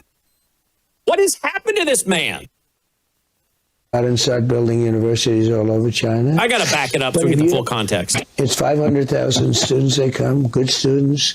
I could tell them, I don't want any students, is a very insulting thing to say to a country. They would then immediately go out and start building universities all over China. But if you don't have those students, good students, by the way, if you don't, and we do another thing, if they're good and they want to stay in America, we won't give them a green card and things like that. And that, not only them, but other countries. But if you want to see a university system die, take 500,000 people out of it. Good, yay! Because I do. I would love to see these communist university systems collapse. Take the communist Chinese students who are here, send their fannies back home, and we win. No Chi-Coms here, and the Chi-Com universities collapse. And we all stand and sing God Bless America. I mean, why would we want to prop up the Chinese communist systems in America that are brainwashing our kids? Talk about schizophrenia. We're worried about woke and DEI. We're complaining about all of that in the universities, transgenderism, men and women's sports. And then we're worried that these same systems might collapse. What are we, a socialist country? It's called free market. If they can't make it on their own, tough. Well, we got to prop them up with CCP students so they survive? The lunacy. And the ones that won't be hurt are the top schools. The top schools will do fine, but your lower schools, the ones that don't do quite as well, they'll be dying all over the place. Well, good. If they're no good schools, then you would want them to collapse, wouldn't you? I frankly think that it's good that people come from other countries and they learn our culture, and many of them want to stay here. I think it's good. Not everybody agrees with me. And it doesn't sound like a very conservative position. And I'm as conservative. I'm a conservative guy. I'm really a common sense guy, I think, more than a conservative guy. I think MAGA is common sense, People understand we want strong borders, we want strong military, we want good education, we want low interest rates, we want... But I think people would argue they worry about, do they have nefarious intentions? Sure, I know, and we worry about that. And honestly, they do things to us and we do things to them. It's a very, very fine line, the whole thing with students. So they have 500,000 students, and our university system does great. You know, it does great. You want to screw it up? Take 500,000 students out, and you're gonna see bankruptcies at the lower end of good colleges, but they're not known or whatever. You're gonna have a lot of problems. So it's something I'm always looking at, but it's a very insulting thing to tell a country, we don't want your people in our schools. I mean, it really is. Now I'll have people say, "Oh, that's a terrible thing," you know. It is a very insulting thing. And it's very interesting. It's something didn't come up today. Came up last time. But I will tell you that school systems don't want that to happen. Well, of course they don't. They want that money. I don't even know what this. I mean, that's ridiculous. Come on. And the farmers, if we don't let them buy the farmland, the prices of the farms are going to, collapse, and the farmers are going to be in trouble. Are you buying this, Patrick? Not for a minute. I don't. And I defer back to Tsinghua University, where all of these oligarchs like Larry Fink, et cetera, advising the Chinese to send their students in the first place, and also to educate them in their own countries with technocratic philosophy. This happened a long time before Trump came along. This supersedes Trump, put it that way. And these people have been operating there within China at least from 2000 on. That's 26 years head start. And these oligarchs, the CEO of Citi, the CEO of Apple, the CEO of Goldman Sachs, the CEO of Blackstone, Schwartzman, Elon Musk, the head of X. These people have been there at the core of the education system, the STEM education system, especially in China. They've been behind the scenes manipulating all this stuff. Trump comes along and says, "Well, we have 500,000 students in America from China." Really? How did they get here? Where was the invasion? When did they come here in the first place? Has there been cycles of them? We have 500,000 now. How many did we have 5 years ago? Was there another crop back then? Well, these are, we have to answer this in the context of history here. These people on the inside who have been advising the MIT of China to create an education system that includes us as an extension of that system, that's absolutely patently insane. This is a bigger picture than just Trump, even though Trump is obviously complicit at this point, totally. But I'm just saying, this is a bigger picture than we ever saw before. What do you think of all this, Courtney? I think there's definitely a lot of historical nodes. I mean, you go back to even Mao was part of like the Yale in China program. And you go back to Kissinger, who was doing his whole rapprochement with China plan. So it seems like there's all this, build up in order to make them essentially, the outward facing narrative is that they're the competition, but it seems like they're trying to make them part of the infrastructure. So yeah, I think there's lots of historical nodes. I think that Patrick's right. All right, so let's get ready to wrap it up here. The 5 walls. Yes. Patrick Wood's China card thesis frames the Beijing summit as something larger than diplomacy, a pressure architecture forming around China from multiple sides. The interpretation should be stated as interpretation, but it's a serious one. Technology, stack denial, physical corridor displacement, allied affection and hedging, energy pressure, and military and strategic uncertainty. All right. You want to say anything about that, Patrick? I think this has been the pincer that was used to spell it out for China. If they needed any encouragement, this is it. On every front, they've been sliced and diced, so to speak. Even to the, I have to say this again, even to the point, I just saw this morning in a Reuters article, I think it was, and I shook my head immediately. It was announced that China will now buy oil from the United States at inflated prices instead of buying oil from either Russia or Iran. You wouldn't have figured that 10 days ago, really. This is huge. We're going to be milking China now. Now, this is not for the American people, by the way. This is all about technocracy, not just helping America at all. The people who will profit will be the big oil companies, not us. Yeah, not individual. us. All right. Yeah. The Clarion Act just passed out of a subcommittee, right, Patrick? The Clarity Act, yes. Huh? Clarity. Clarity Act. Clarity. The Clarity Act. Mm-hmm. Yes. What did I say? Exactly.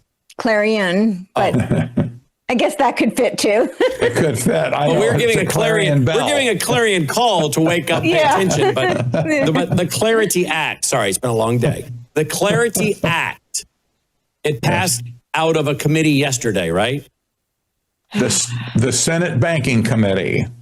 This is where we were hoping that the banks, the regional banks, would be pushing back against the Clarity Act because they're all afraid that it's going to destroy their businesses. And rightly so. Rightly so. And so they've quietly been lobbying and sending all their best people to Washington to stop this thing. Apparently they didn't, because now it's passed the Senate Banking Committee.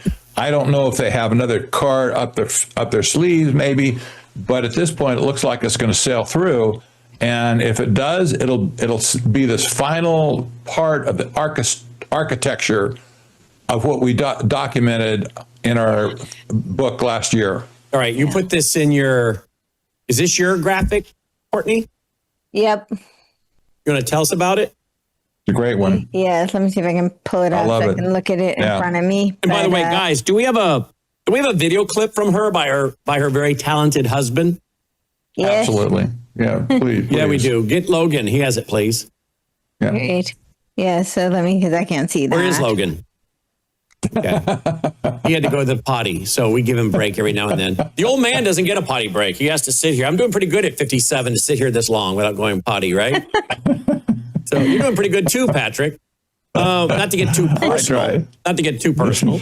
But we're beating the young guys. The 20-somethings in the control room don't have the strength we do to stay this long on the air. Makes you feel pretty good, doesn't it, Patrick? Yeah. Oh, yeah, it does. Yeah. Where are we at? I got distracted there. Oh, well, when you grab that clip when you can by Courtney's husband. But let's go back to her beautiful graphic. Okay. So we're talking about the operating system of the AI age. So we've got the 6 levels, right? The foundation, the critical materials, the energy. So that's, of course, we're talking about the what runs these servers, essentially. And then we've got the manufacturing and the semiconductors. Now, this is where I was saying that Taiwan is, I do think Taiwan's going to be critical in this conversation. Totally. Yeah. And then the compute brain is the next layer. So that's mostly NVIDIA, right? And then we have the network nervous system. And this is the Cisco layer.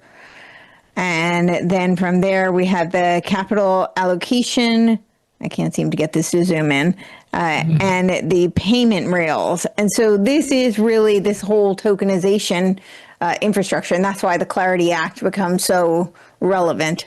The Clarity Act, for people to know, the Genius Act originally had the Clarity Act in it, and it was the banks that pushed back, and that's why they took it out separately. And then they tried to push it back, and the banks did push back, but I don't know what's happening now. Unfortunately, it did pass the Senate Banking Committee. So, yeah, as Patrick said, I hope they have some card up their sleeve, because I never thought I'd be aligned with them. And did you ever think you'd be rooting on them? that you'd be rooting for the banks? Yeah, I was writing all my hopes on the banks. But, And just let me see if I can put it out here in layman terms. The Clarity Act is going to allow for all these things like stable coins and meme coins, right? Yeah. And they have to be backed by treasuries, though, right? Yes. Yes. And nobody wants to buy the treasuries, which is really just selling our debt. So Right. we'll sell our country's debt through treasuries to our own people in America or around the world that want to buy these stable coins. And corporations can create memes or stable coins like Trump's US $1, right? Yes. And you buy treasuries to back them. So this is a way to fund our own government debt and expansion. And then now you can have money in the bank, pull money out of the bank, and buy stable coins, which you believe will pay a bigger and better return than what you're getting in the bank, right? That's right. So Americans Basically. run to the bank, take their money out, go into stable coins. Then the banks collapse. The banks are already having a liquidity problem because of fractional reserve banking, bringing a dollar. And this puts fractional reserve on steroids, because it is all fractionalized. You no longer have, you're not having equity. It's not anything tangible. It's all fractional. Now, let's take that with, so you're now putting the banks at risk of collapsing, which is what I think they want. So now they're going to get down to just like maybe a dozen banks, which, shocker, might be the dozen that make up the Federal Reserve and given the private charter by the federal government and Congress in 1913, right? Yeah. Now you can run the whole system through 12 major banks. They make more money, they make more profit, and you have big government and big business. Big bank, big banks, big government, big business running and controlling everything, which is really what Alice Bailey, to bring it full circle, the occultist, said, that the New World Order would largely be based on religion and governments and corporations working in concert together. Now, I found that quote from my book, Grave Influence, from the 1930s. Here it is. This was the 1930, the New York Times, quoting Representative Louis McFadden, chairman of the House Committee on Banking and Currency. Quote, remember now, 1930. Quote, the Federal Reserve Bank of New York is eager to enter into a close relationship with the Bank for International Settlements. Let me just remind everybody, that's the central bank of central bankers. Think of a bank world headquarters of central banks. The Central Bank of America is the Federal Reserve. Then you have the central bank of any of the developed countries. They have their central banks just like we do, right? And they're headquartered in Basel, Switzerland. So he said, the Federal Reserve Bank of New York is eager to enter into a close relationship with the Bank for International Settlements. The conclusion is impossible to escape that the state and treasury departments are willing to pool the banking systems of Europe and America, setting a world financial power independent of and above the government of the United States. The United States, under present conditions, will be transformed from the most active of manufacturing nations into a consuming and importing nation with a balance of trade against it, end quote. But notice that phrase right there. That's so important. Setting up a financial system independent of and above the government of the United States, above the Constitution. Is that not what you were warning about when you said that earlier in the broadcast and I made reference to this quote and then went and found it, Courtney? Mm-hmm. Absolutely. And I think since you're bringing up the Bank of International Settlements and the tie between the traditional banking system and where they're moving into this digital infrastructure, which is essentially the tokenized system, I think we have to bring up the DTCC, who had just created their collateral app, which now becomes essentially the choke point for tokenization. So it becomes the middleman between the traditional banks and the tokens, the stable coins, whatever. Can you please define what you just said, the DCT? Yeah, the Depository Trust and Clearing Company. DTC, Depository Trust Corporation. Now, Yeah, so is it not Trust and Clearing Company. Yeah. okay? Correct me if I'm wrong, though. Correct me if I'm wrong, because there's so many acronyms and names. Yes. Isn't the Depository Trust Corporation the ones that were set up back in, I don't know, was it the 70s or 80s, or when was it set up? And isn't that what all of your IRAs, 401ks, and everything are backing up through, which means the small print says you don't own anything. You don't really own it. That was in my Worldview report tonight. Is that the same group? Well, they're essentially they're the clearing company. So they were created in 1999, I believe. Okay, 1999. Yeah. Thank you. Yeah, and so it's Depository Trust and Clearing Company. Seed is part of the DTCC, Depository Trust and Clearing Company. So they're essentially like they're like what the central banks and the Bank of International Settlements do. Essentially, they're the go-between between all of the clearances. So they're a clearinghouse, but essentially a very big clearinghouse is what they are. But now they've created an app for tokenization, so they can be this clearinghouse that goes between the tokens and the traditional banking system. Mm-hmm. But what you're talking about has to do with, I think it's a UC Title 8. I don't remember if Title 12 or Title 8, but essentially what it says, the commercial code, and what it essentially says is that if you don't get the actual title for your position. So let's say if you have a trust, like an account that has a whole bunch of stocks in it. Now you can actually get a title for each of those positions, like each of those stocks. If you're a day trader, you probably have that.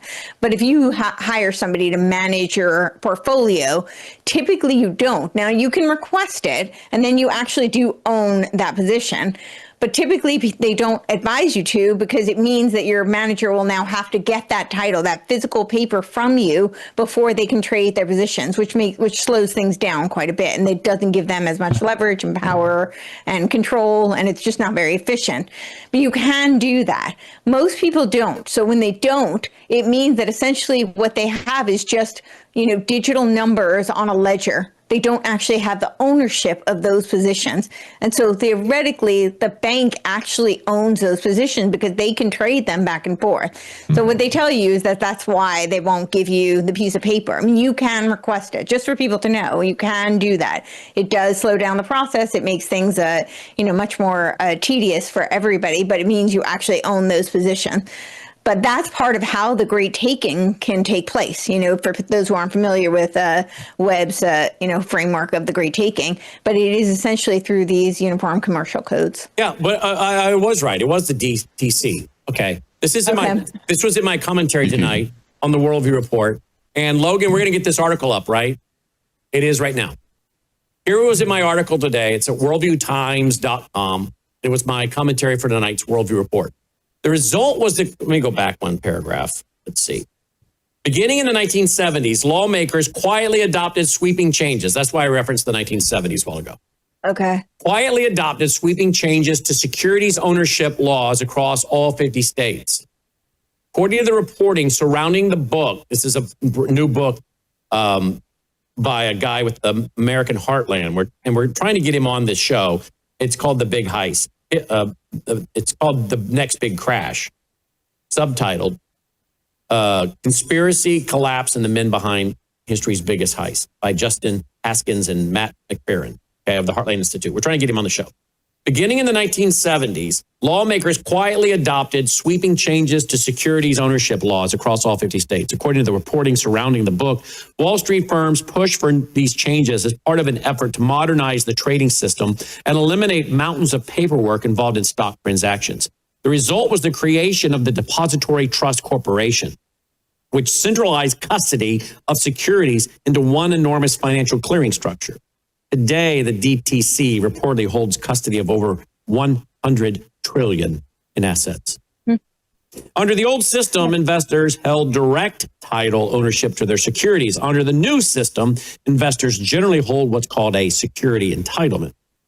That may sound like harmless legal jargon. It's not.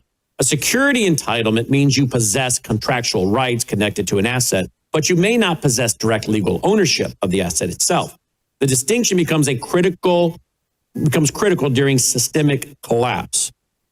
The concern raised in the book centers around revisions of Article 8 of the Uniform Commercial Code. Yes, yeah.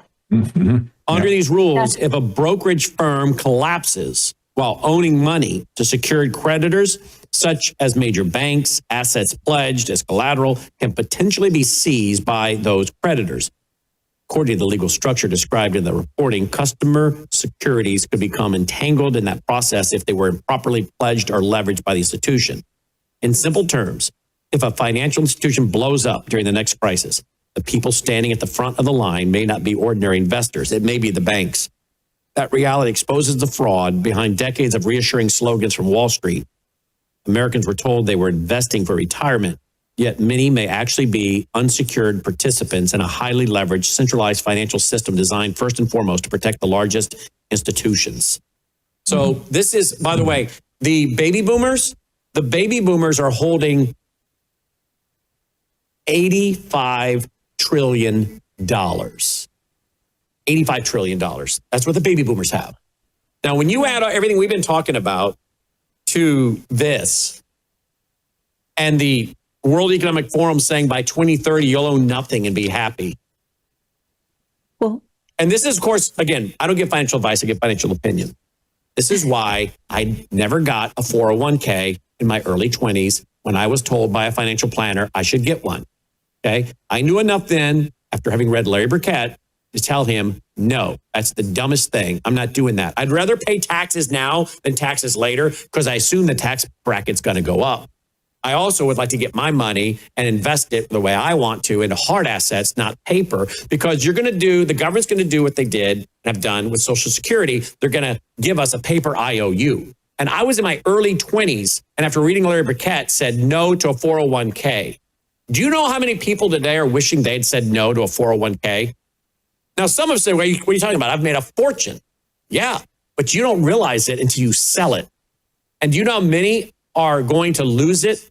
And I just played a clip from a guy the other night talking about 65% of Americans are going to lose so much money. I don't know why he came up with that 65%, but he's saying that he knows and will not take any clients that are in their 70s and 80s that have what for many of them is 80 to 90% of their wealth in the stock market. Now, if you want to push Americans toward accepting digital central bank currency, even accepting the mark of the beast, for Pete's sake, you let them lose everything and they're standing there waiting for the government to give them something. They'll do whatever the government tells them. And you're going to lose your house and everything. And by 2030, you may own nothing, but you certainly won't be happy. I mean, I don't even know why they added that part to the end. Well, I do, because we'll come to lover servitude in Huxley's Brave New World. And now we have the executive order on the psychedelics to give us all of our Well, that's soma. funny you said that, because that's the only thing I could come up with is we're going to, as Noah Harari said, we'll have them playing video games and on drugs. So you'll be happy because you're drugged out. Yes, and you're brainwashed. I do want to just add one thing, because that was the uniform title, Article 8, right? But it is 12 that applies to tokenization, NFTs, and crypto blockchain. So that's the next iteration. It's the Article 12 of the Uniform Commercial Code. So all of this is connected, right, guys?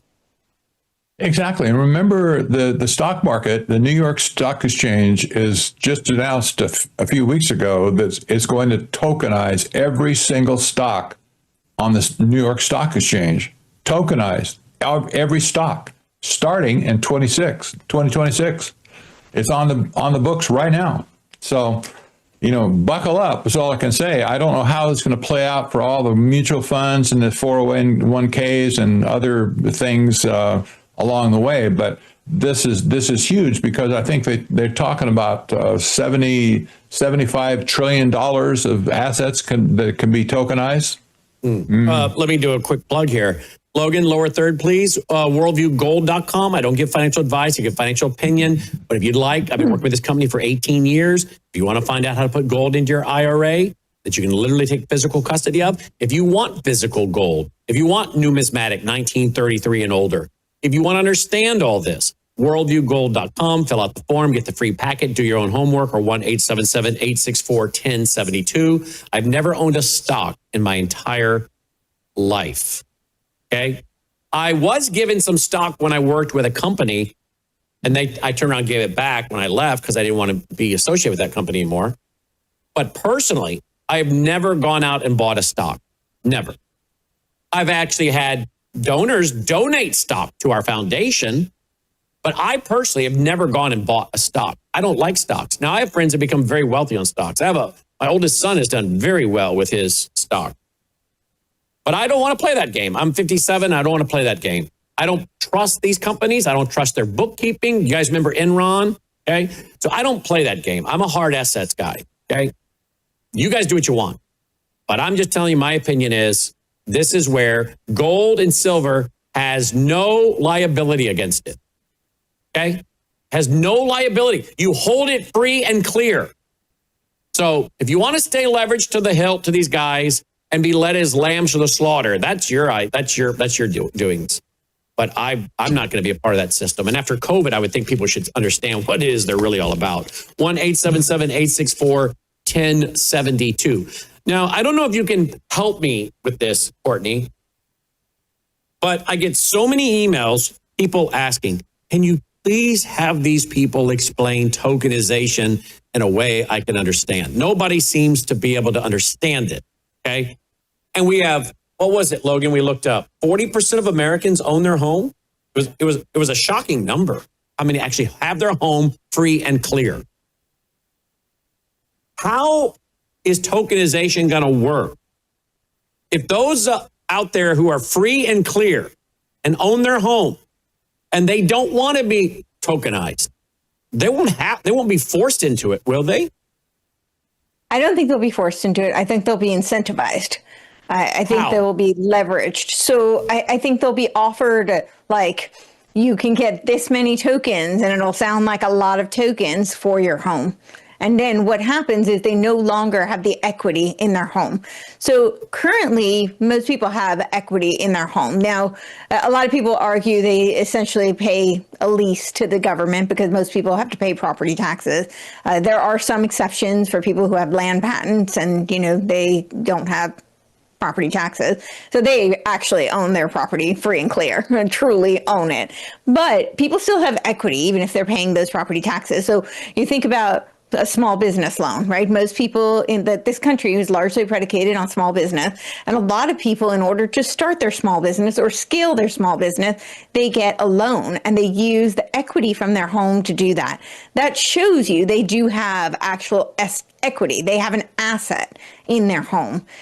Now, what happens if they were to give it over to these tokens? So trade essentially the asset for tokens because they think, oh, that's the new system and I'm going to have all of these tokens, which is the new currency. That's how it's being marketed, right? People say, and I've actually had this conversation with people who are very versed in technocracy, versed in tokens, but they're versed in purchase tokens, which is not the same as asset token, right? So they're telling me, oh, no, it's still currency. But it isn't really, because it becomes, they don't have the asset in it anymore. And so now that asset is going to belong to the likes of, the Larry Finks, the BlackRocks, and, these other big corporations. They will now have the equity and you will have these tokens in exchange. And essentially it becomes, the reason I keep using the term, I know it sounds like a big term when I say cybernetic organism, but it really isn't. If you think about social media, that's how it operates. If you think about, we've been largely conditioned for this through a lot of these fitness apps.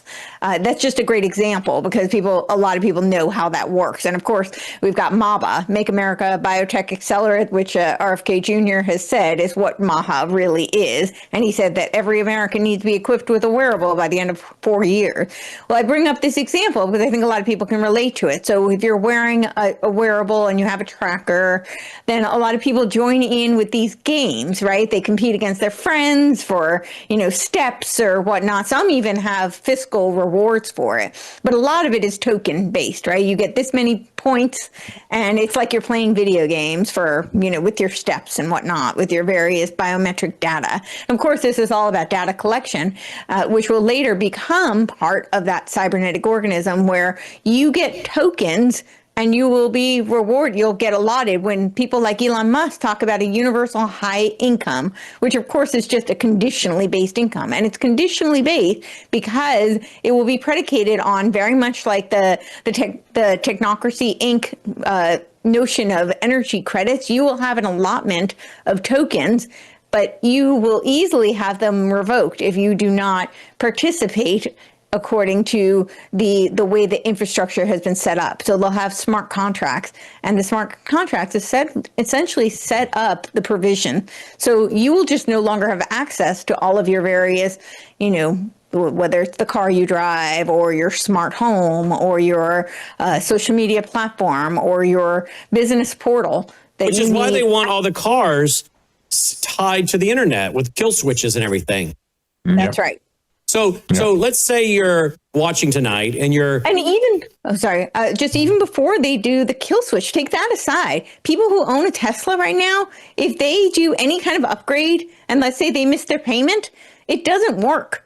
So, everything is electronic. So if you miss your payment, your Tesla won't turn on. Exactly. Yes. All right, or your radio for the Tesla won't turn on, or your navigation won't turn on. You have all of these subscriptions for your car. What if you're watching tonight and you're 60 years old, 65, 70, got your house paid off. They come along and offer you tokenization.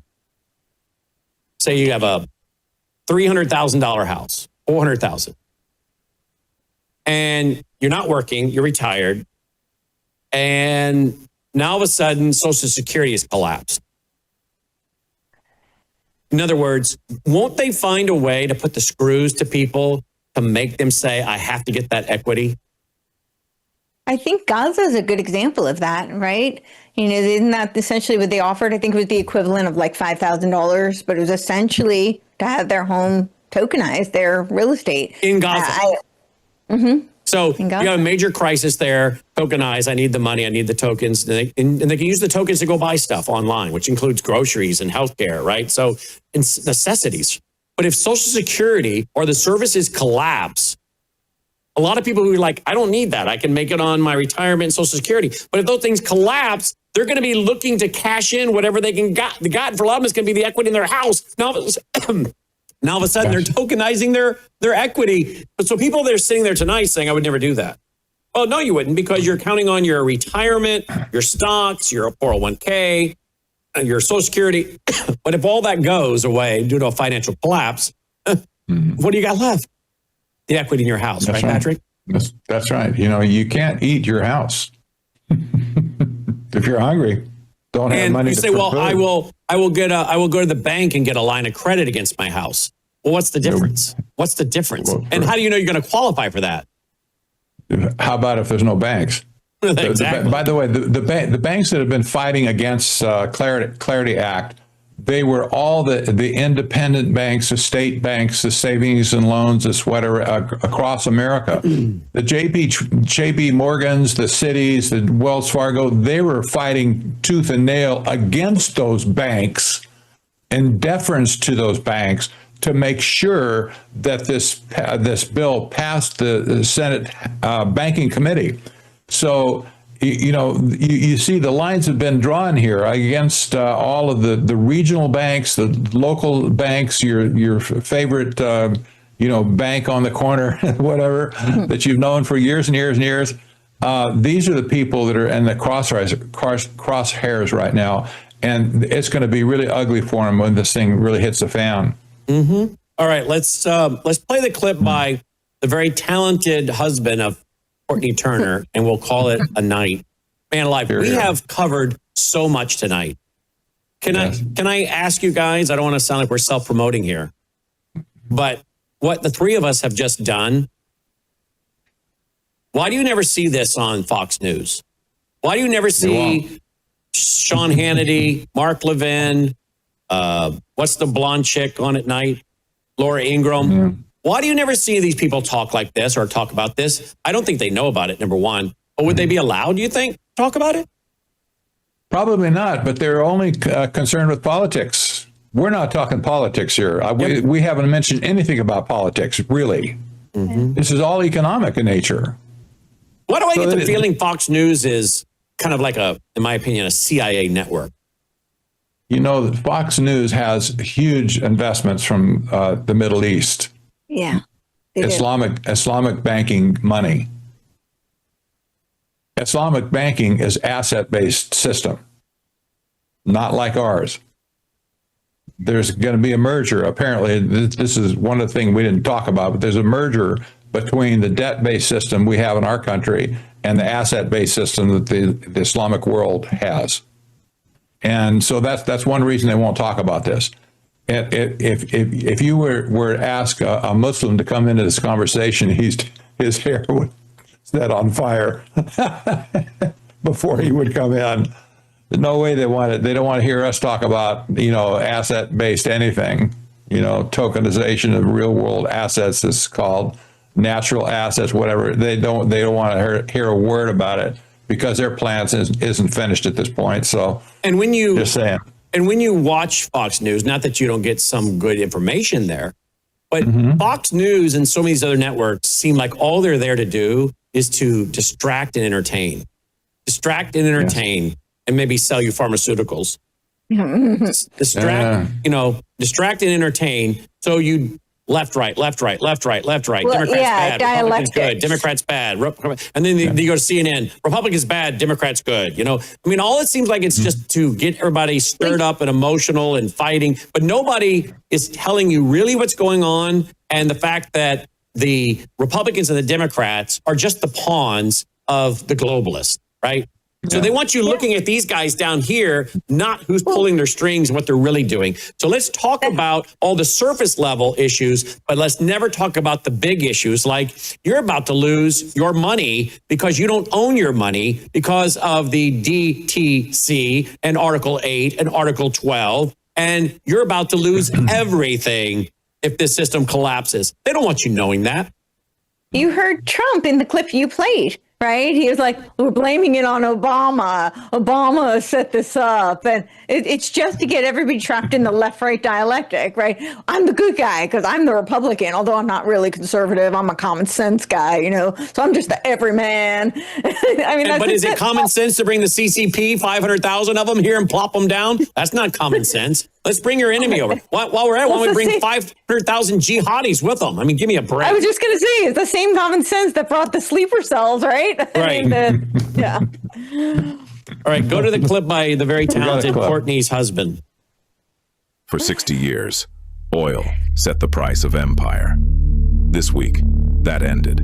The United Arab Emirates exited OPEC. The petrodollar architecture began to unwind.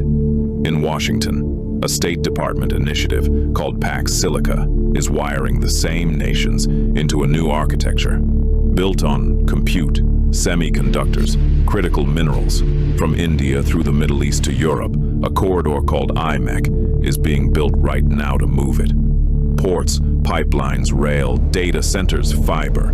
The block has signatories. The corridor has construction crews. The settlement layer is being tokenized. On Monday, 2 Knights of the Round Table ride to map the architecture being built around you. Courtney Turner, Patrick Wood, Monday, May 18th, 5 p.m. Central. Bring the questions. Help us overwhelm the censors. Pax Silica, IMEC, the new economics of technocracy. See you Monday.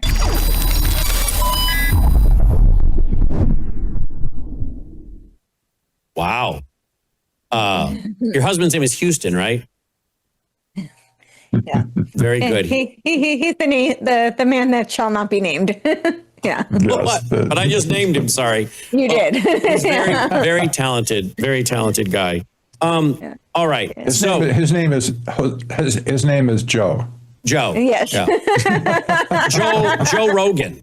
Did you guys know she's married to Joe Rogan? Did you? Not Rogan or Biden. No. Logan, are you on the mic? Yeah.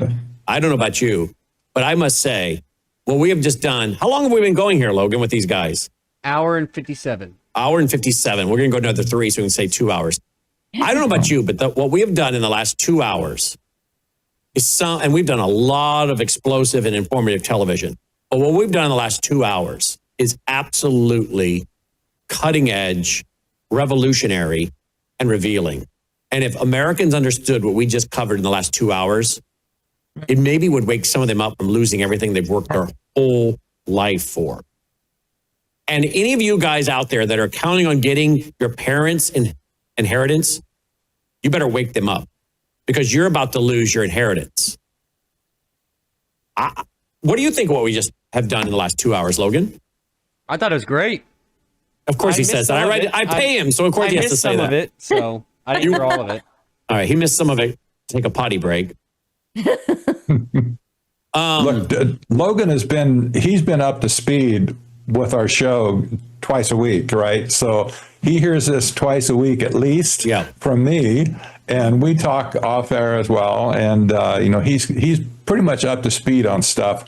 If he would be impressed with all the ground we covered right now, I would be impressed. Yeah, he knows it. He's heard it. Can you imagine what people would pay for this information? Or what they should be willing to pay for this information, and we just gave it to them for free. Because what we're talking about here is the ability, perhaps if they are wise, to save, for some of them, hundreds of thousands of dollars. Mm-hmm. And yet people sit there and they watch the boob tube in Fox News, which, I cannot tell you the number of times that that it's on just to see what they're up to. And I walk through the room and I stand there and watch for a few minutes and I think, this, in my opinion, is the dumbest conversation. You guys are having the dumbest, most shallow, useless conversation. I mean, I've literally said to my wife, can we please turn that off? If I have to hear this stupidity coming from this network. It's no wonder so many people will be led to destruction because they don't have any knowledge. Wow. That's what the proverb says. Yep. Exactly. All right, closing comment from you, Patrick, and then from Courtney. Hopefully people can follow this. I don't know what happened. I see it's right on my screen here. Well, I have dyslexia, so I can read it perfectly fine. There you go. I know. It's my other book, of course, The New Economics of Technocracy. If you read these books in sequence, you'll get the whole picture of what we're talking about today. Mm-hmm. And, this will be your documents. This will be the receipts going forward at this point. If you don't believe us talking here, get it in writing and look at all the references we included in here. I mean, absolutely overwhelming. And if you can't get it at that point, there's no hope for you. Nope. That's all I can say. That's it. If you don't get it. Yep. Closing comment, Courtney? Yeah, no, I think that sums it up. Yeah, hopefully. And it's short, so, Yes. there's really no excuse. It's not really. It's not like you're going to spend a week. You do it pretty much. Read it in 2 sittings. Yeah. All right. Hey, there's an audiobook on the Final Betrayal. 3.5 hours. That's all. Do you know how Substack does like a automatic audio read? And the Final Cut. Sorry, I'm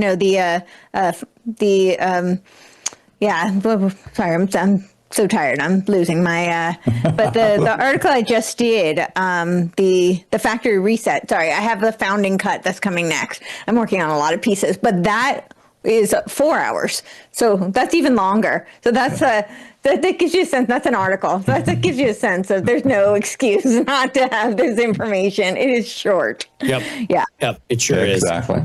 Well, guys, you're doing a great job. Great work. We sure appreciate it. And thank you for being with us. My pleasure. Thank you so much. Yeah. Now, God guys, bless. if you want to understand more of this, you got the resources there. But if you're a member of the Vault, you can go into the Vault. You can go under Worldview Tube. Look at me, just show you this. Worldview Tube Vault. You go to Worldview Vault. And under that pull-down menu, you end up with that right there. And I just typed in tokenization. Okay? And there you go. Every video where we've ever talked about it is queued and ready to go. Okay? Now, you may occasionally find, look at, man alive, that was a long time ago. We've been talking about this for a while. Now, some of this, by the way, the tokenization part of it, the videos, some of it may pull up duplicate videos. So just right now, forgive us of that. We're trying to get where it knocks that out. But look at all the videos on tokenization. Okay?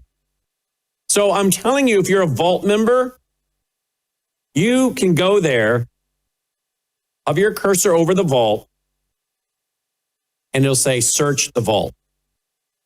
And you're going to be able to bring up so many articles on tokenization and videos, okay? And they're queued and they're ready to go. So if you want to know something, just join the Vault, okay? This cost a ton of money to develop. I just talked, was it yesterday, Logan, or the day before? The guy that's the big computer guy that I just talked to? That was yesterday? Whew. These are long days. I just talked to a guy yesterday who, I won't say what company, but he is in the IT. He's like one of the VPs in an IT. He's one of the VPs or the VP of an IT division within a company that's one of the largest companies in the world. No joke. One of the largest companies in the world. And unbeknownst to me, he's been watching us and supporting us for years. I talked to him yesterday. He's aware of what we're doing here. And remember now, he is the VP of technology for one of the largest companies in the world. He's a solid Christian. Has supported our ministry for years. Has come to our events where I'm speaking. It's crazy because I don't know who's there at these events. And later I find out who's in the room. I'm like, wow. And he knows what we're doing here. And he was telling me what you're doing, that is so intensive in labor and programming. And I know it's very expensive to do. It is absolutely expensive to do. But folks, we got 36 years of data, and we need to try to help you find it and find it fast to answer your questions so you can understand the times and have your questions answered. So again, this is phase one, but it is only available to Vault members at this time because it does cost so much. I would love to give you guys more for free. I really would. The problem is we give away so much free stuff and so many people don't support us through our foundation. And we're reaching a point where we cannot give away much more for free other than what we're doing now. And more, I hate to say it, of what we do will be for only those who can afford it because we can't afford to keep putting out free content if more and more people won't support us. So we're going to continue to push out lots of free programming. But when we spend a lot of money building these kind of software programs, it's going to have to go to the people that are willing to pay it. That's just the way the free market system works, particularly when we're not getting enough people writing us support checks. We've lost some donors who've run into tough times, and some of them were big donors. So we have no choice. We got to do what we got to do. So if you want to have access to this amazing technology that is phase one, you can just type in whatever word you want into that search box. I'm going to clear it out. Just type in whatever word you want and search. And you'll be blown away by what you find. And this is just phase one. Worldviewtube.com/vault. Do consider joining. We do need your support. Worldviewfoundation.com, worldviewfoundation.com. As I've said, we have got to have more donors or we will be forced to put more and more and more behind the paywall. So please, if you're watching tonight and you can afford to support us, will you? Worldviewfoundation.com, worldviewfoundation.com. Roll the music. Let's call it a night. Lord willing, I'll be back here Sunday night, 8 p.m. Central, 9 Eastern Standard for our study as we go together through the book of Daniel. Daniel chapter 5, verse 1. Daniel chapter 5, verse 1. So I hope you'll be here Sunday night, 8 p.m. Central, 9 Eastern Standard, worldviewtube.com. Happy birthday, Dolly. She's standing up and stretching, but she understands English, and she can tell I'm wrapping up this broadcast. Crazy. Sleeps the whole time. I start talking like this. She knows what I'm saying. She's standing up stretching. So there you go. Thanks for watching. May God save America. Take care.